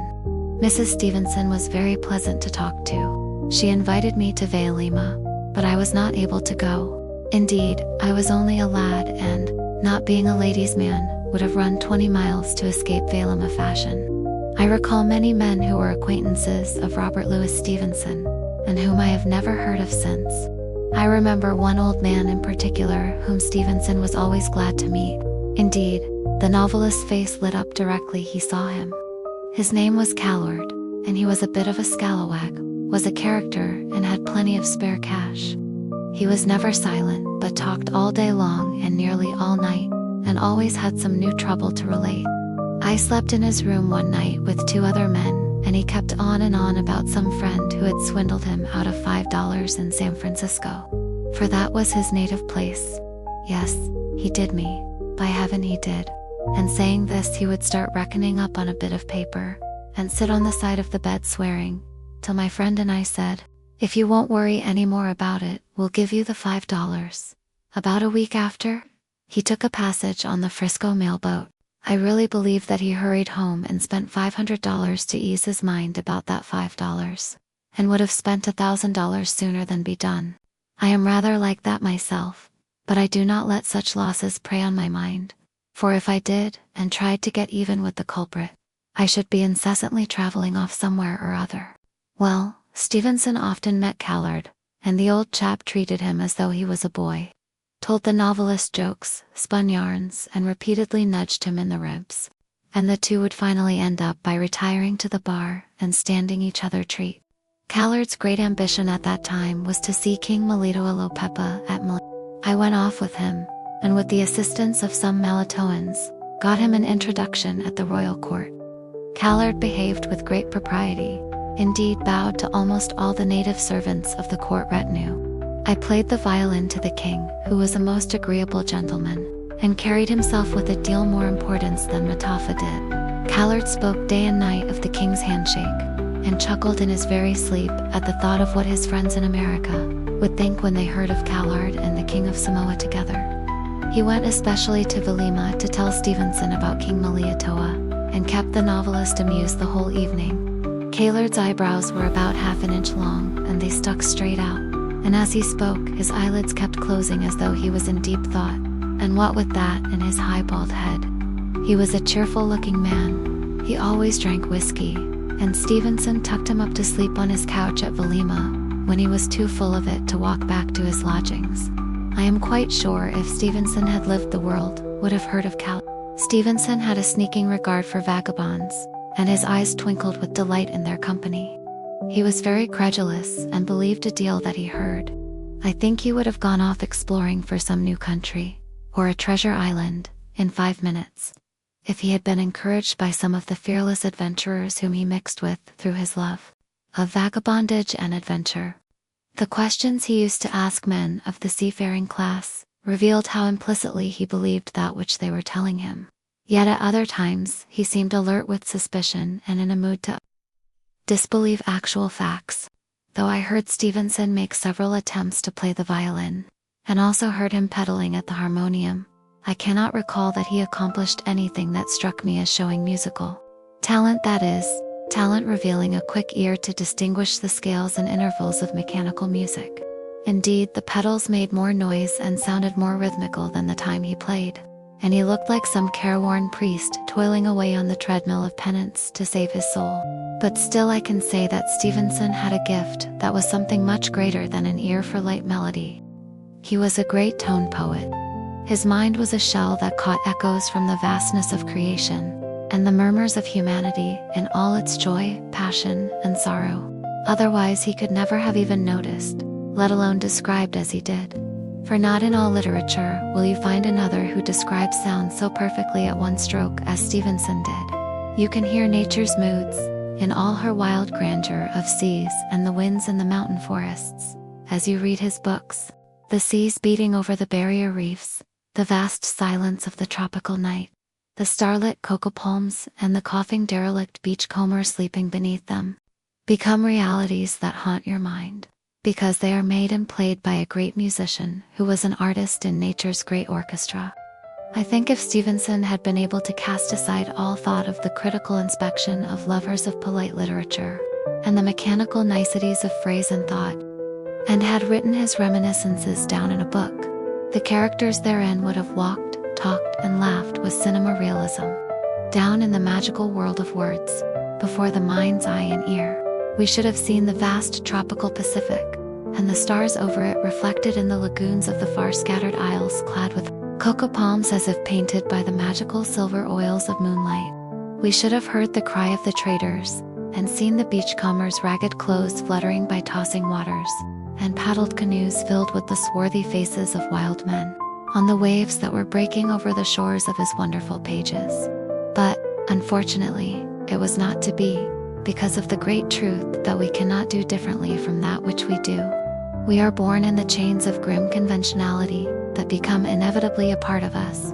Indeed, he who professes to be utterly free from it, and to have no regard for it in his work, has his published book as strong evidence against his sincerity. I've met far greater geniuses than Robert Louis Stevenson, and the Southern Seas geniuses so intense with pathos, wit, insight, and heroic courage, that though they had never even read a book, or learnt to write, their minds were gold mines of truth and experience and all that men have ever attempted to tell in polite phrase. Could they, by some magical means, have turned a handle and so written down in a book their reminiscences, and their thoughts on human affairs, modern literature would not have to bewail the loss of its golden age, but would be absorbed with delight, filled with ecstatic charm over the pathos and the wonderful touches of truth, in what would be the great classic, the new Odyssey of modern times. But to return to Stevenson. I once heard him arguing violently on board a ship when he was at dinner in the saloon. At the time, I was busily cleaning the brass door handle. It grieves me to have to confess to this humble occupation while I was seeking fame and fortune in far countries. But it was the execution of this little detail of one of my many professions that gave me the opportunity of hearing the celebrated author's opinion on socialism. One of the diners, who sat opposite Robert Louis Stevenson, was a big red-faced man, weighing about 16 stone, a quantity of heavy jewelry which adorned his clothing being included. He breathed violently as he ate and kept insisting on the wonderful virtues of socialism. Stevenson combated with him in fine style, winning every point. All I can remember of the conversation was that the author said, "Socialism is based on ideas of equality and the freedom of the individual. Yet its principal aim in practice would be to destroy individuality and freedom, and the equality would be a system producing nothing else but a nation of slaves." I think Stevenson was right, for I have noticed that socialists are not continually busy in giving away anything. Indeed, socialists have so developed the instinct of commercial grab that they can always perceive, by the cut of your jib, a socialistic phrase, how much you are worth and whether you would part with it without the use of muscular force. I am not well read in the ethics of socialism, because I cannot waste my time. If a burglar broke into my house, and I caught him stealing my goods as his fair share, I should not want to read his private correspondence and hear his views on human affairs, or wish to know if he had a clean shirt on ere I threw him out of the window or fetched the police. Socialists do not like sharing their property with others any more than I do. I have striven to tell in the brief foregoing details my impressions and experiences of Robert Louis Stevenson. I hope they may be interesting.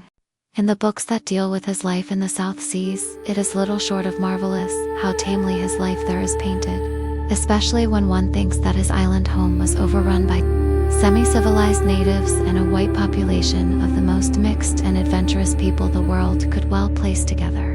And certainly Stevenson was not the kind of man to travel to the South Seas and seek no other excitement beyond an afternoon walk or a fashionable dance in an opera ballroom. It was somewhere about the period which I am dealing with that a discussion was going on concerning Father Damien, the celebrated Catholic priest who had sacrificed his life for the sake of the lepers at the dread lazaretto on the Isle of Molokai. In my first book of reminiscences in the South Seas, I touched briefly on the few incidents which I heard from a native friend of mine, Raltoa the Samoan. And before I proceed with my later reminiscences of Samoa and elsewhere, I will tell you all I heard about Father Damien whilst I was in Honolulu.